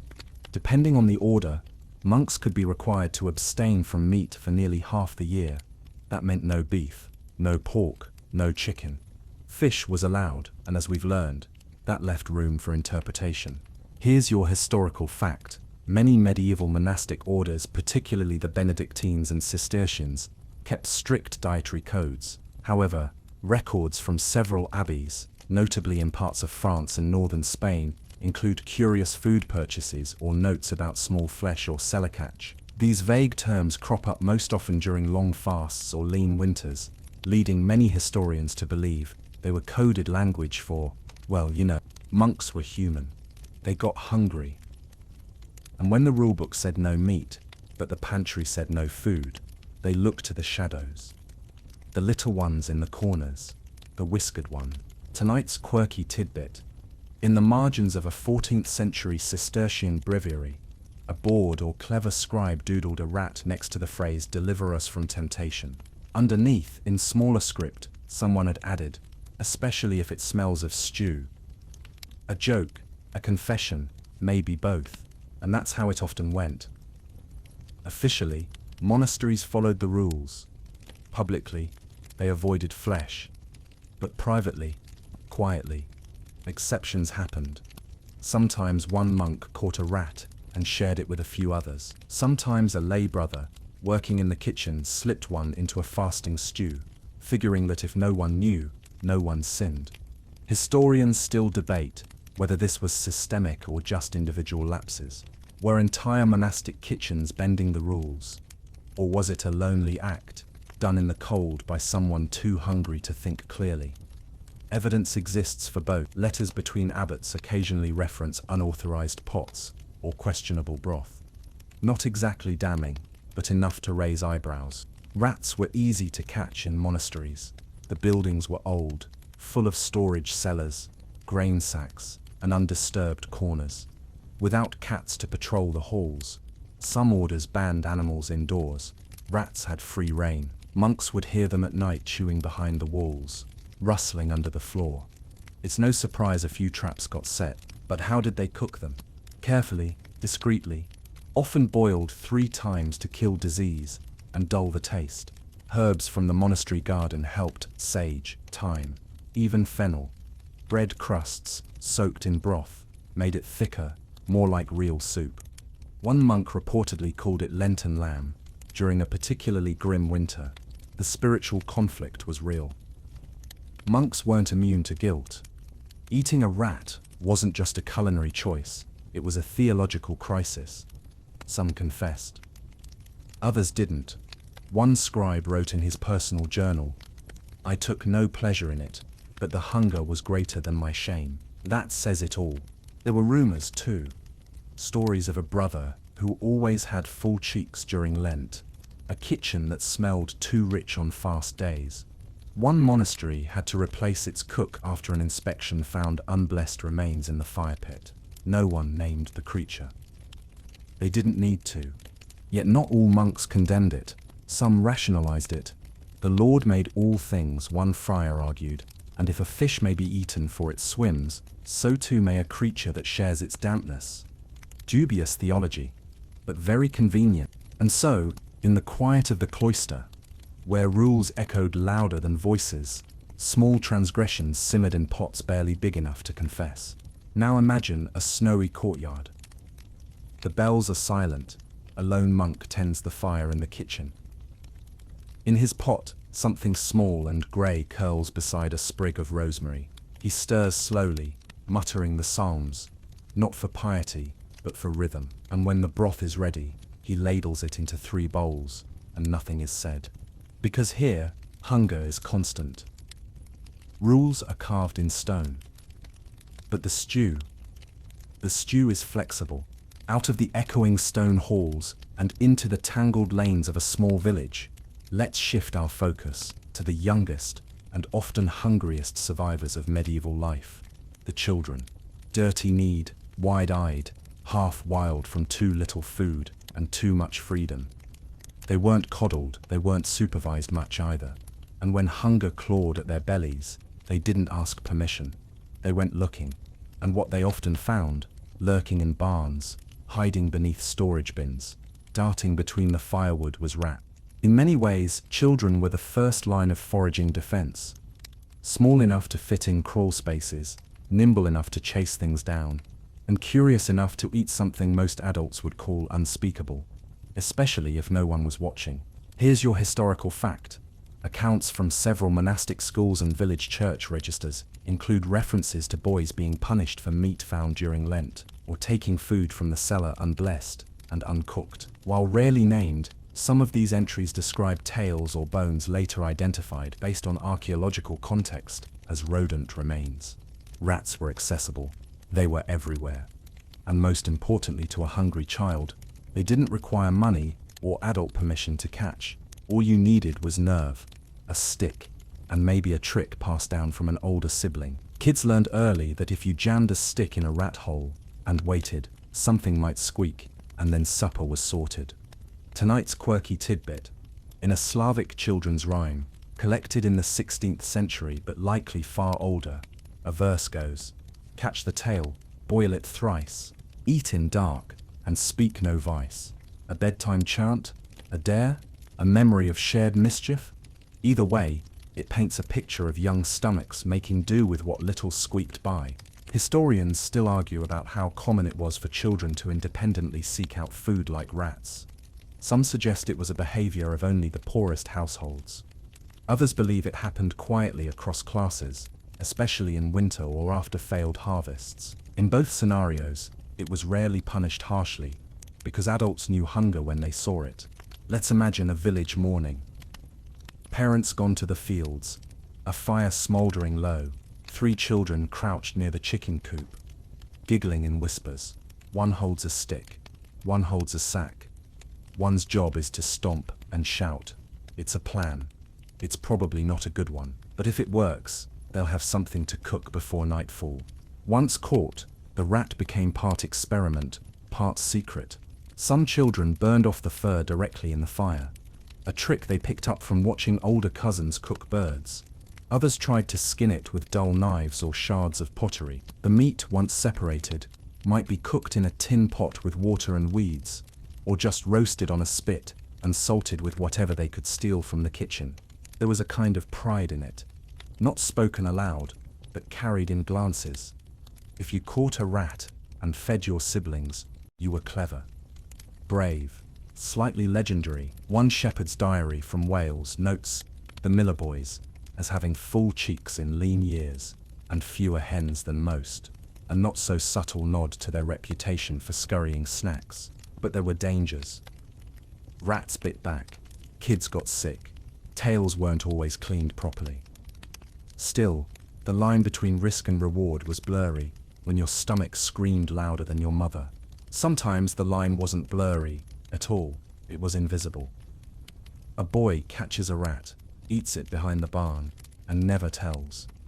The rest of the family assumes he's just lucky with foraged berries. He doesn't correct them. He just keeps setting traps.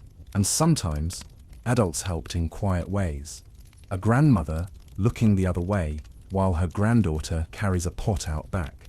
A father saving the wrong meat for his sons. The kind of things that don't get recorded in history books, but survive in family whispers. It wasn't just about hunger.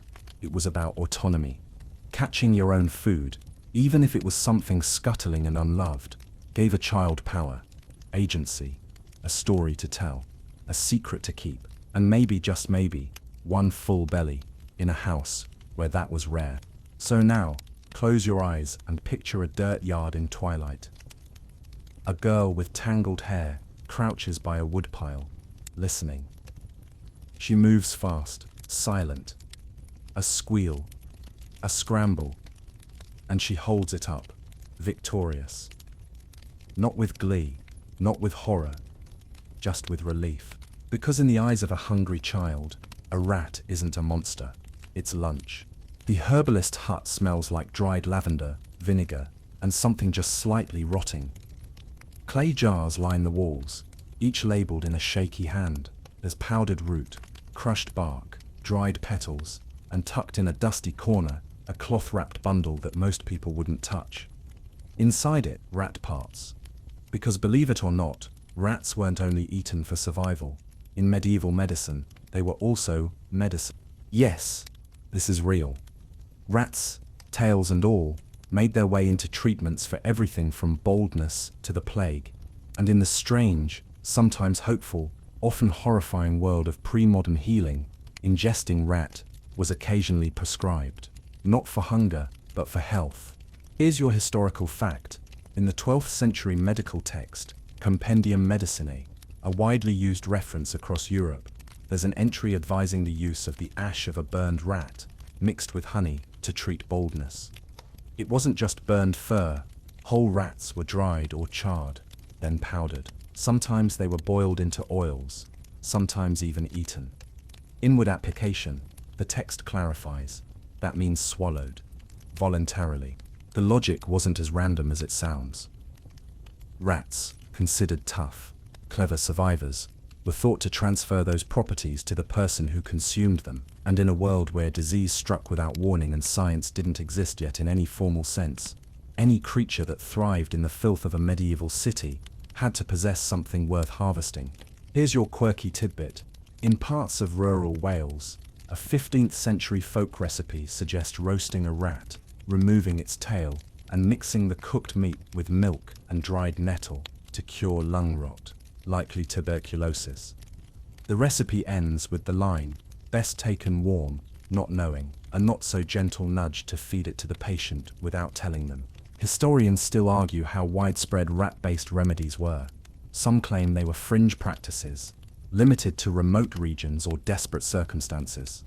Others believe they were more common, but intentionally left out of formal records due to embarrassment or clerical censorship. After all, a physician might not want to be remembered as the rat-paste guy. But the evidence remains. Manuscripts, herbals and personal notebooks across England, France, Italy and beyond include references to rat organs used for fevers, plague treatment, and wound salves. The tail, in particular, was thought to help with fevers caused by damp humors. A paste of rat liver was believed to ease sore throats. Rat fat, once rendered and stored in a jar, was rubbed on frostbite and chilblains. This wasn't just peasant medicine either. Some well-respected physicians in the 1300s and 1400s, men who treated nobility, mentioned field mouse and rat decoctions as part of winter cure regimes. Usually boiled with herbs, strained and drunk slowly, better warm than cold, as one cryptic note advises. You think, in times of plague, the rat paradox got especially strange. Rats were feared as carriers, but also dissected for potential cures. One bizarre recipe from the mid-14th century calls for a rat cut lengthwise, filled with rosemary and sage, and boiled down with vinegar to create a vapor balm for the chest. People burned it, and inhaled the steam. If it didn't cure the plague, at least it probably cleared your sinuses and your social calendar. And while some used rats with full intent, others had it forced upon them. Stories exist of healers who, running out of traditional ingredients, turned to rat-based recipes without telling their patients. A monk in France was accused of mixing rat bone powder into the Eucharist bread to make the sick faithful strong. It didn't end well for him or for the doctrine of consent. Let's step into one of those homes for a moment. A child coughs in bed. The healer arrives, old, bent, carrying a satchel that smells of moss and iron. She mutters, opens a pot, and spoons something warm and thick into the child's mouth. The parents don't ask, they're just grateful the child sleeps. Because in a world of unexplained illness, when a bad wind could kill half a village, and a fever could steal your breath in a night, people didn't care where a cure came from. If someone said it worked, even once, it became part of the arsenal. And let's not forget the symbolic layer. Rats were reviled, yes, but also admired. Survivors. Clever. Elusive. To eat part of one was to take on those qualities. In the same way people drank bear blood for courage or wore wolf pelts to channel speed. Absorption by ingestion. Classic magical thinking, with a chewy texture. So now, close your eyes and picture a lonely cottage. Rain taps the windows. A pot simmers on a smoky hearth. A woman stirs slowly, grinding something grey into paste, adding honey to sweeten what cannot be sweetened. A child opens his mouth. The spoon enters.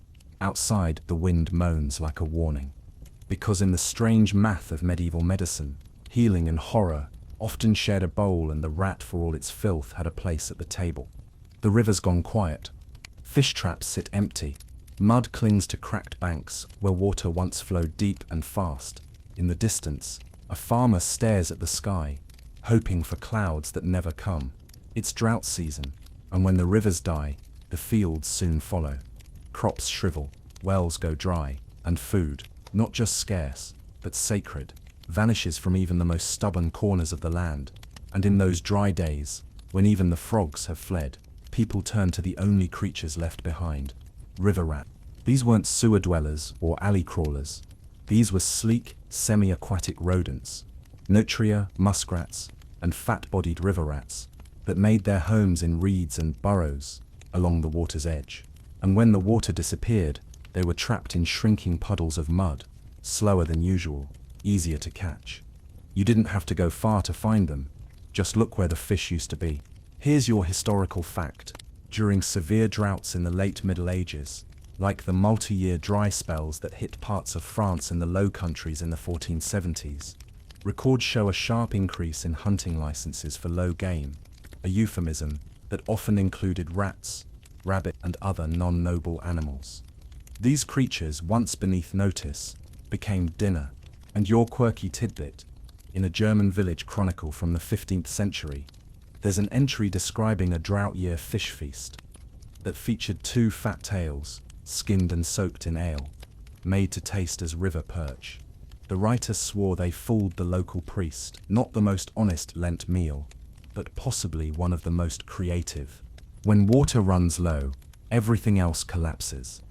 No irrigation, no crops, livestock grows sick, fish vanish from streams, eels hide or die, and the foods people relied on, grains, roots, greens, become memories. Even salted stores spoil faster in the heat, so the people go down to the dying rivers, and there in the muck, they find the only meat that didn't run away. River rats weren't beloved, but they were edible. Their meat was darker, oilier, sometimes fishy depending on their diet. But when spiced or stewed, they could pass for rabbit or duck. Some villagers even made mock roast goose from them, wrapping the rat meat in cabbage leaves, tying it with twine and slow roasting it over alderwood. The result? Probably nothing like goose, but in a famine, taste is negotiable. Historians still argue whether river rats were a planned part of rural diets, or just a desperate fallback. Some suggest their use was seasonal, tied to the availability of fish and fowl. Others argue they were always there, quietly cooked, rarely discussed. After all, they came from the same ecosystem as edible ducks and beavers, two animals regularly found on medieval menus, especially since beavers were semi-sanctioned as fish by hungry monks.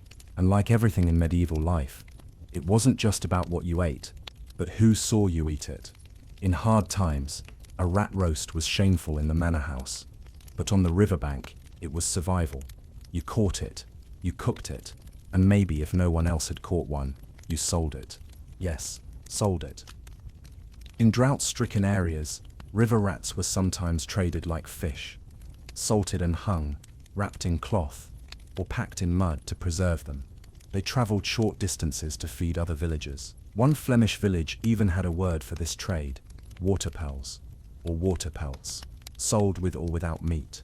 Children helped. They hunted with sticks, ran barefoot through dry channels, and watched the holes where rats dove when the river still flowed. They knew where the nests were. Sometimes they'd climb trees above shrinking pools and drop rocks or nets down far. A successful hunt meant a meal or something to trade for bread. And of course, there were superstitions. In parts of Hungary and Bohemia, people believed eating river rat heart cured sunsickness, a kind of fainting brought on by drought heat. One healer prescribed rat stew cooled by moonlight to bring down fevers. Not all her patients agreed with her methods, or lived long enough to comment. Let's set the scene. It's late summer, the earth cracks underfoot. A family crouches by the riverbed, their mouths dry, their eyes darting. The traps are checked, 3 caught. Not bad, that's enough to share. They boil them with the last onion, maybe a pinch of herbs. They don't call it rat, they call it bank meat. It's easier that way. And as the sun sets over dust-drenched fields, the pot bubbles slowly, tails curl, meat softens. There's no joy in it, but there's a kind of peace, a moment where the gnawing in the belly dulls just enough to sit down and breathe. Because when the river gives you nothing, and the fields give even less, the only thing left to catch is what didn't run fast enough. The bell on the tavern door never rings for him. He doesn't come through the front. He slips through alleys, a bundle under one arm, a pouch of bait in the other. He smells faintly of iron and mildew. Kids laugh at him behind their hands. Adults look away, but when the rats grow bold and the grain bins start to rustle at night, someone goes looking for the rat catcher. And maybe, just maybe, someone's looking for dinner too. Let's talk about side hustles in the Middle Ages, and how some rat catchers already halfway to outcast made a bit of extra coin by turning their kills into cuisine. You see, rat catchers were necessary, but not respected. They dealt with filth, disease, and death. They trapped animals others feared. Their work was lonely, often thankless, and occasionally dangerous, especially when poisons or plague were involved. But rats weren't always burned or discarded. In leaner cities or during quiet famines, some rat catchers discovered that the things they killed could also feed someone hungry enough to look the other way. Here's your historical fact. In 15th century London, rat catchers were sometimes paid by the tail. Literally, city officials would count rat tails brought to the mayor's office as proof of work done. But those same rat catchers, according to scattered guild complaints and merchant notes, were also suspected of reselling cleared carcasses to cooks in poorer districts. The practice wasn't legal, or safe, or even common knowledge, but it happened. And tonight's quirky tidbit: in a faded tavern ledger from Prague, dated 1472, there's an entry for 6 night hares salted, no skin, delivered behind curtain. Historians believe night hares was slang for rats, probably coined by the rat catcher himself, who no doubt had a gift for creative marketing. It wasn't a thriving business, more of a grim barter system. The rat catcher caught them, skinned them, and offered them up to those who didn't ask too many questions. A struggling innkeeper might throw them into a stew, especially if it was late and the patrons were drunk. A baker might grind the meat into a pie filling and call it forest game. The rat catcher got rid of his excess kills, and someone else got a protein boost. A quiet system of supply and demand, written in hunger and secrecy. Some rat catchers had regular customers. One man in Paris was rumored to stop by the same widow's house every Thursday with a cloth-wrapped bundle and leave with a heel of bread and a mug of beer. She never asked what kind of meat it was. He never told. She just boiled it, served it to her boarders, and said, "It's from a trap, but it's clean." Others sold to butchers, who were willing to stretch sausages with whatever was available. Grind the meat fine enough, season it strong enough, and no one could tell, or wanted to. After all, meat was meat, and sausages weren't known for their honesty, even at the best of times. Historians still argue whether these trades were common or isolated. The records are thin, often veiled in euphemism, but oral histories passed down in poorer neighborhoods suggest it wasn't unknown. Rat meat was a quiet option, like smuggling in winter firewood or stretching beer with water. There were risks, disease was always a shadow, but rat catchers knew their prey. They handled them daily. They could spot a sick rat, sunken eyes, trembling limbs, foul smell. Those were tossed. The rest, gutted, skinned, sometimes boiled before sale to keep suspicion low. No fur, no tail, just cuts of meat. Unnamed, unblessed, but filling, and people joked about it too. In taverns, if the stew tasted funny, someone might lean over and whisper, "Must be the rat catcher's cut." If the pie had a strange chew, someone would say, "Better not check behind the oven." The humor softened the horror. A little, but let's be honest, this wasn't out of curiosity or culinary boldness. This was out of need. These were people with no silver, no grain, and no options. A rat, skinned and cooked, became a line between hunger and fainting, between dignity and desperation, between a silent dinner and an empty one. Now picture it, a rain-slick alley in the early evening. A man in patched boots slides a parcel across a tavern back door. Coins change hands, quickly and without eye contact. Inside, the cook stirs a pot. The door opens. A tail peeks from the corner of the cloth. She nods, mutters a prayer, and drops it in. The broth thickens. The stew deepens. The customers never ask, because behind every rat catcher's pouch, there was more than pest control. There was a side hustle, a quiet exchange, a bargain between shame and survival. Let's leave the alleys and follow the flicker of a torch deeper into the woods, into the world of stories, not the ones written on parchment or preserved in abbey libraries, but the ones passed mouth to mouth beside a fire, the kind that grow a little each time they're told. Because sometimes in these old tales, rats weren't just symbols or pests. They were survival guides, woven into folk tales, lullabies, and rural warnings were quiet clues about what could be eaten and when. In the Middle Ages, most people couldn't read, but they remembered, they told, they listened, and oral storytelling wasn't just entertainment, it was education. It taught children when to plant and when to hide, how to treat a cough, or how to spot a safe mushroom. And yes, sometimes it hinted that, if you see a fat rat in winter, follow it. It knows where the warmth is, and maybe the food.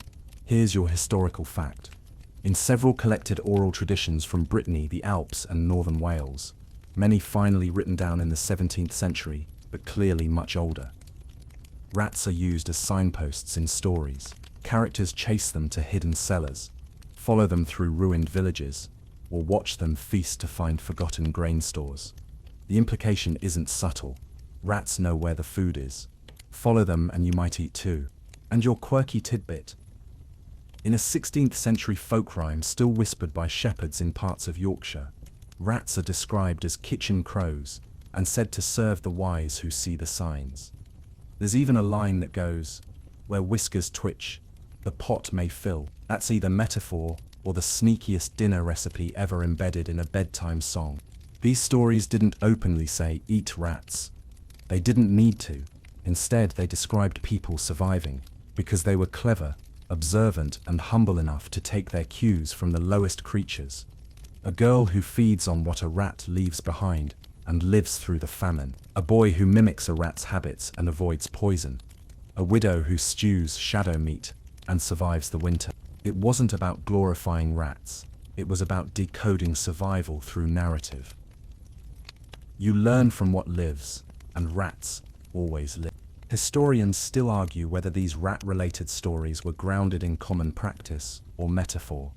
But in societies where so much knowledge was preserved orally, it's safe to assume these tales mirrored real, desperate decisions. They were teaching tools, warnings in disguise, little coded maps tucked into fables. Take the French tale of the three sisters of Grey Hollow. Each girl is left alone during a winter of war. The eldest hoards dried apples, but they rot. The middle eats bark and dies. The youngest follows the long tail through the snow and finds enough food to survive until spring. Children might hear it as a fairy tale, but an adult hears that and nods. Rats were embedded in stories not just as creatures of survival, but sometimes of supernatural intuition. In Polish lore, rats were said to whisper to each other in times of famine, warning others where the last crumbs could be found. In one tale, a hungry man eavesdrops, follows them to a collapsed bakery, and lives off its remnants for 3 weeks.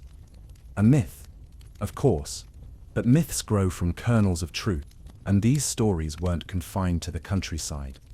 Even in cities, children grew up hearing rhymes and tales about rats stealing bread, rats leading lost boys home, or rats guarding treasure hidden under floorboards. The unspoken message: rats live where food hides, and sometimes they are the food. These narrative breadcrumbs weren't just about surviving once. They passed on memory. A family that survived a siege by boiling rats would tell that story, with soft corners and rhyming edges, to ease the shame. Over time, it becomes a bedtime story, then part of the village's unofficial history.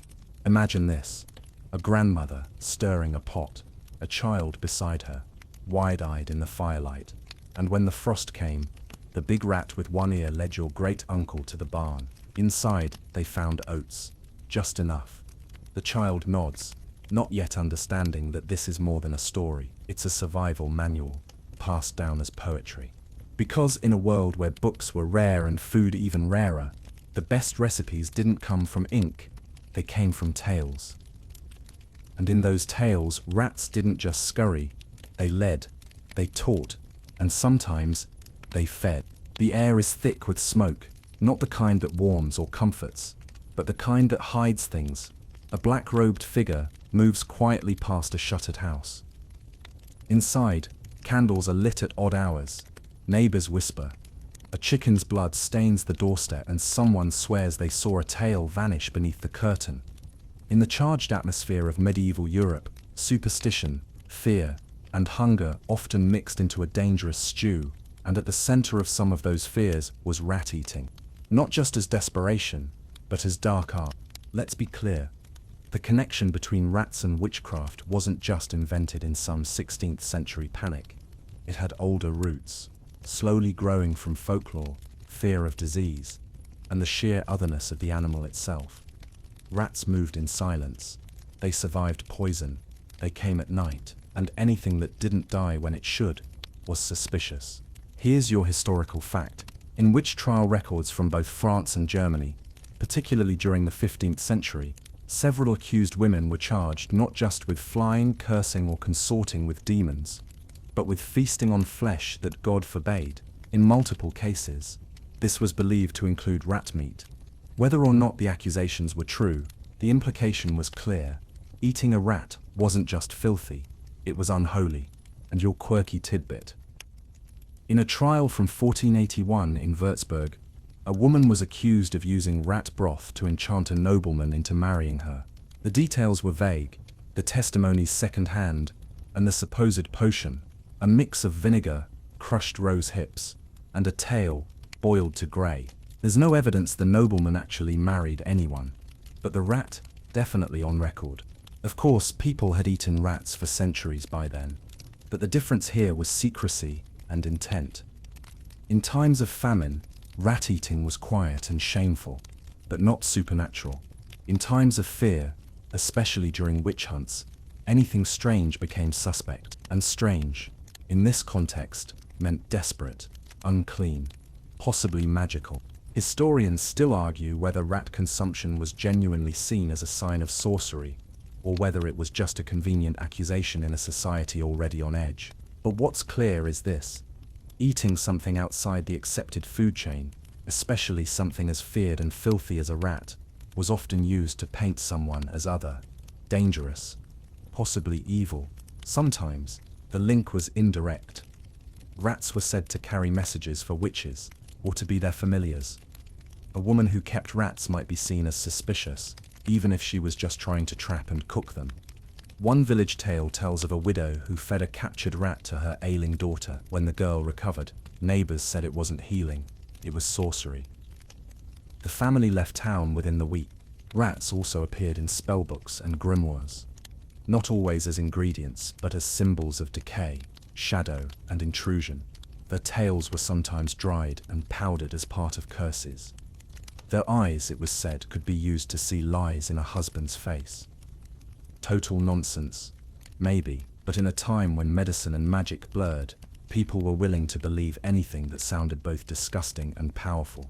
And then there were the actual rituals, real or imagined. Stories of witches boiling rats at crossroads, using the bones to summon spirits, tales of feast nights deep in the woods, where no animal larger than a rat was served. One German woodcut even depicts a woman standing over a cauldron labeled Rattenessen, rat feast, though it's likely an artist's invention meant to scare people into obedience. But the line was dangerously thin. You didn't have to actually be a witch, just acting outside the norm, feeding your children something no one else would touch, could be enough to spark suspicion. That quiet bowl of stew might be proof of heresy. Or worse, picture it now, a foggy village, a house set apart from the others. Windows closed even in summer. Inside, a woman stirs something over the fire. No one visits. But at night, the smoke smells strange. People whisper. Someone says, "I saw a rat running from her door, and it was smiling." That's all it takes. Because in a world where magic, fear, and starvation circled each other constantly, doing what you had to do to survive could cost more than your pride. It could cost your freedom. Even your life. Rat-eating was always tied to desperation. But sometimes, in the darker corners of medieval minds, it meant something else entirely, that you had crossed a line. Not just of taste, but of nature, and people rarely forgave those who crossed that line, and came back stronger. The wind lifts the edge of the tarp. A trowel scrapes softly against compacted earth. Someone leans closer, brushing away centuries of dust from the edge of a hearth. Another layer down, and there it is. Not gold, not a jewel, but something far more telling. Tiny bones curled like quotation marks, clustered beside charred wood and a cracked pot. Someone once cooked here, and what they cooked had a tale. Welcome to the dig site, where modern archaeologists have been quietly confirming what medieval people tried very hard not to write down. Rats were eaten, not just once, not just in famine. Enough times that their bones appear alongside chicken, pig, and goat in the forgotten kitchens of the Middle Ages. Here's your historical fact. Archaeological digs across Europe, from rural Ireland to urban Italy, have turned up rat bones in domestic contexts. That means near fire pits, in cooking layers, or buried with other food waste. But the real confirmation comes from what's not there: teeth marks. See, bones that rats chewed on look different than bones from rats cooked by humans. The latter show signs of cutting, burning, even butchering. Rat was, in many cases, very deliberately prepared. And your quirky tidbit. In a dig beneath a burned-out tavern site in York, archaeologists found a refuse pit containing dozens of small femurs and skull fragments, most of them rat. The bones were charred, snapped, and dumped in a heap beside broken bowls. Nearby was a wooden signboard fragment, with faded paint, that may have once read, "Warm pies, 2d." Suspicious. Slight. For years historians debated whether these bones meant rats were pests, pets, or prey. But the deeper the digs went, the clearer the picture became. Rat remains turned up consistently in layers corresponding to known famines, sieges, and droughts. But they also appeared in layers from quiet years, suggesting that rat eating wasn't just desperation food, it was fallback food. Fuzzy, twitchy insurance. Sometimes the bones are found with herbs or shell fragments, signs that the meal was prepared thoughtfully, not in panic. One site in eastern France revealed a small clay pot with traces of sage and scorched fur. A makeshift stew, probably not gourmet, but definitely planned. Historians still argue about the class of the rat-eaters. Were these the very poor?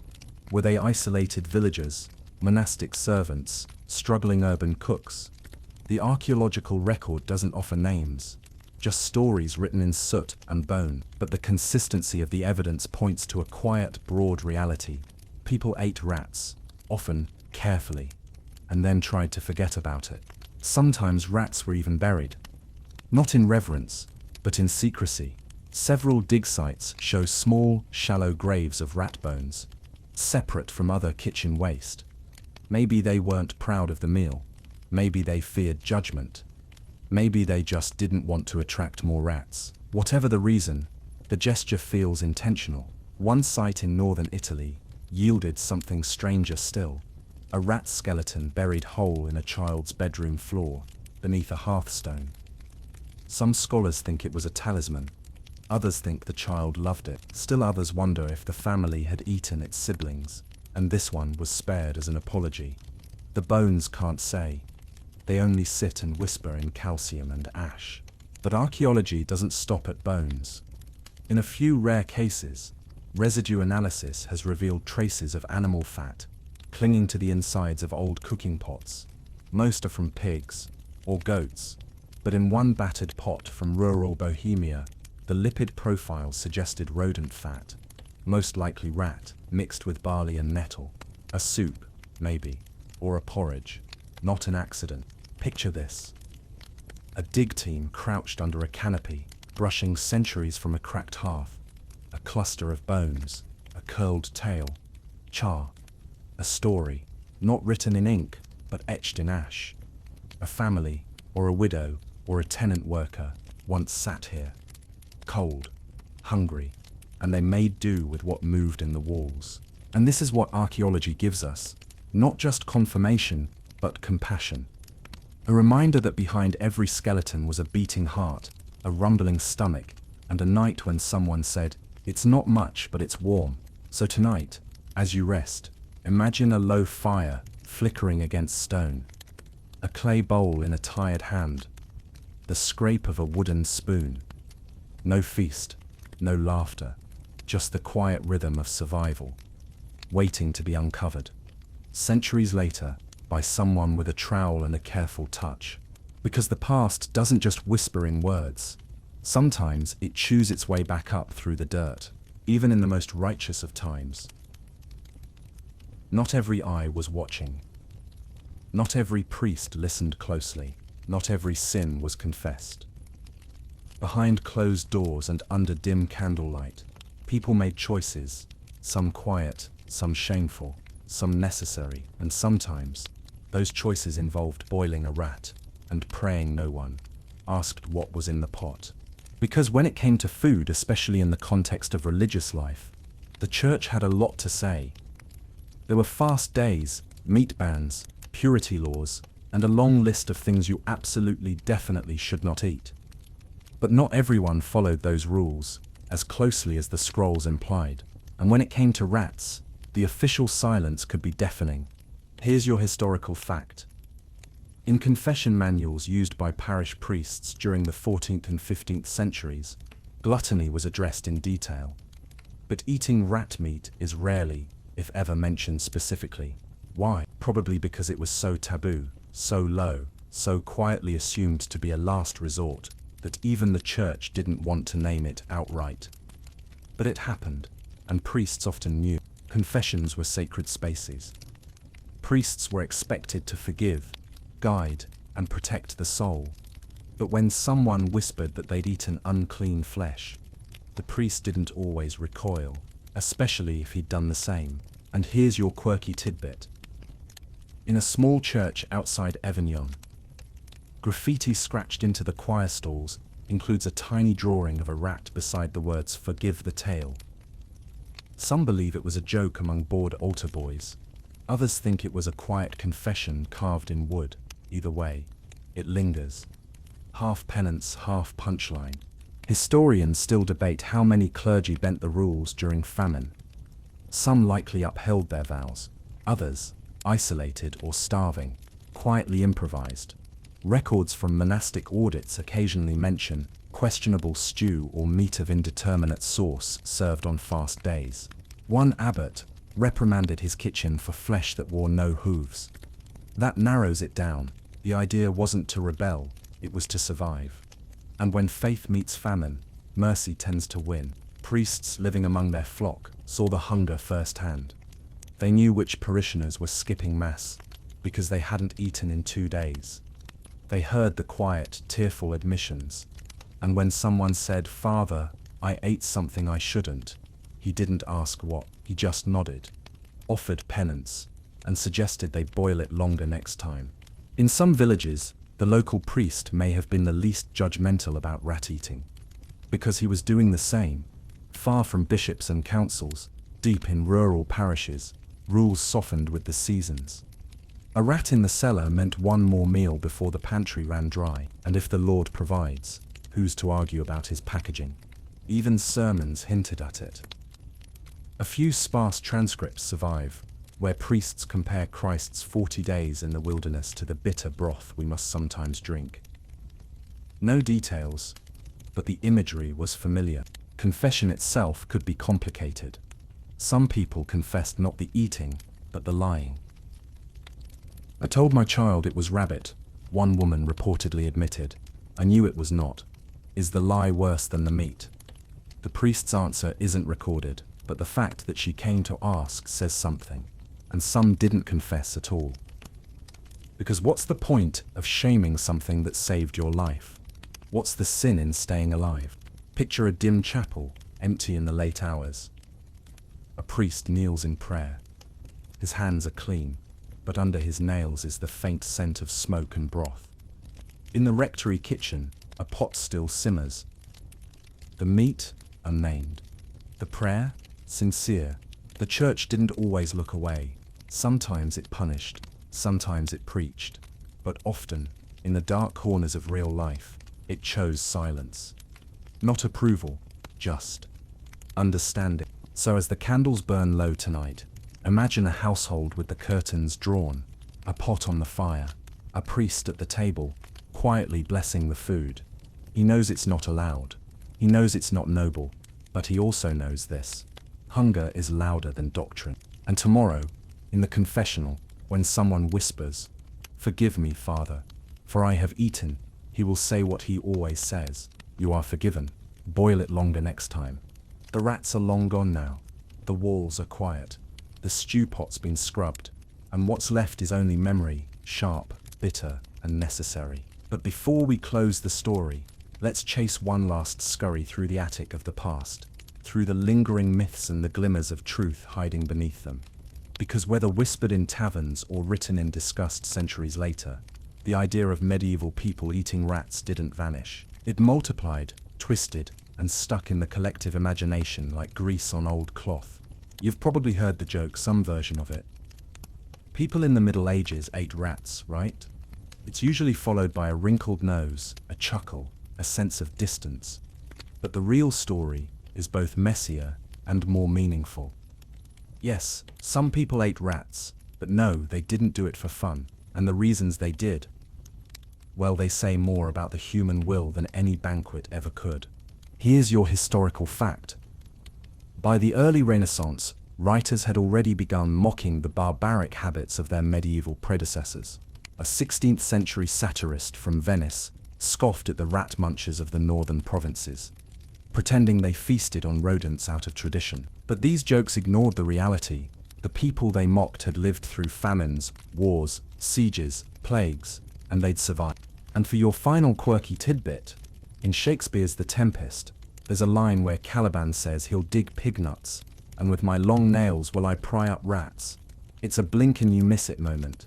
But there it is, rat eating, casually dropped in a line from the early 1600s. Not dramatic, not shameful, just part of the world. Historians still argue how many of these rat-eating stories were literal And how many were exaggerated? Did people actually eat rats during every famine? Did all monasteries bend their rules? Were rat pies ever really sold in city markets? Some of it's true, some of it's hearsay, some of it lives in that fuzzy zone where folklore becomes fact, because it had to.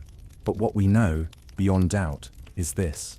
When times were hardest, rats were there, and whether hunted in cellars, boiled in pots, sold behind taverns, whispered about in fairy tales, or hidden beneath ash in ancient hearths, they became part of the medieval diet, not by design but by default.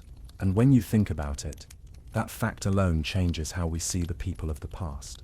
Because we like to imagine medieval life as grand feasts or total ruin. It's either a royal banquet or a dirt-floored hut. But most of it was in between.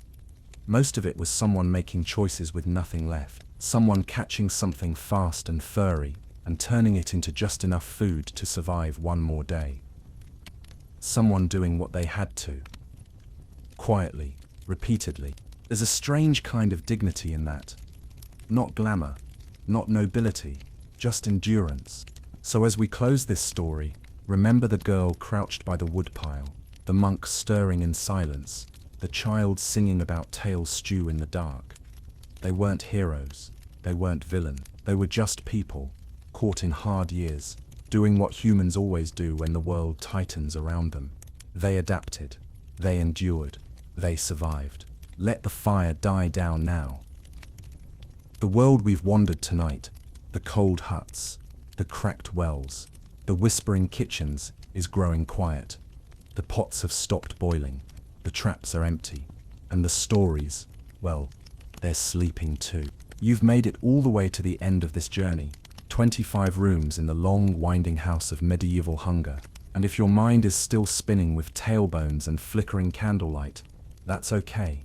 Let it settle, let the flickers fade, because more than anything, this was a story about survival. Not triumph, not glory, just that stubborn, gritty human thing we do when everything else is gone. We keep going, even when the only thing left is a rat and a flame. So breathe a little slower now. Let your shoulders relax. The rats are not in your walls. The stew is just imagination. The famine is far behind us, left in manuscripts, ash pits, and stories murmured into the dark. You're safe. No need to whisper, no need to hide what's in your bowl, no need to chase shadows or trap your dinner, or count coins to decide if you'll eat tonight. You've made it. This story is finished. Let it fade now, like smoke slipping through a thatched roof, like footsteps across frost. Let the past go quiet and sleep.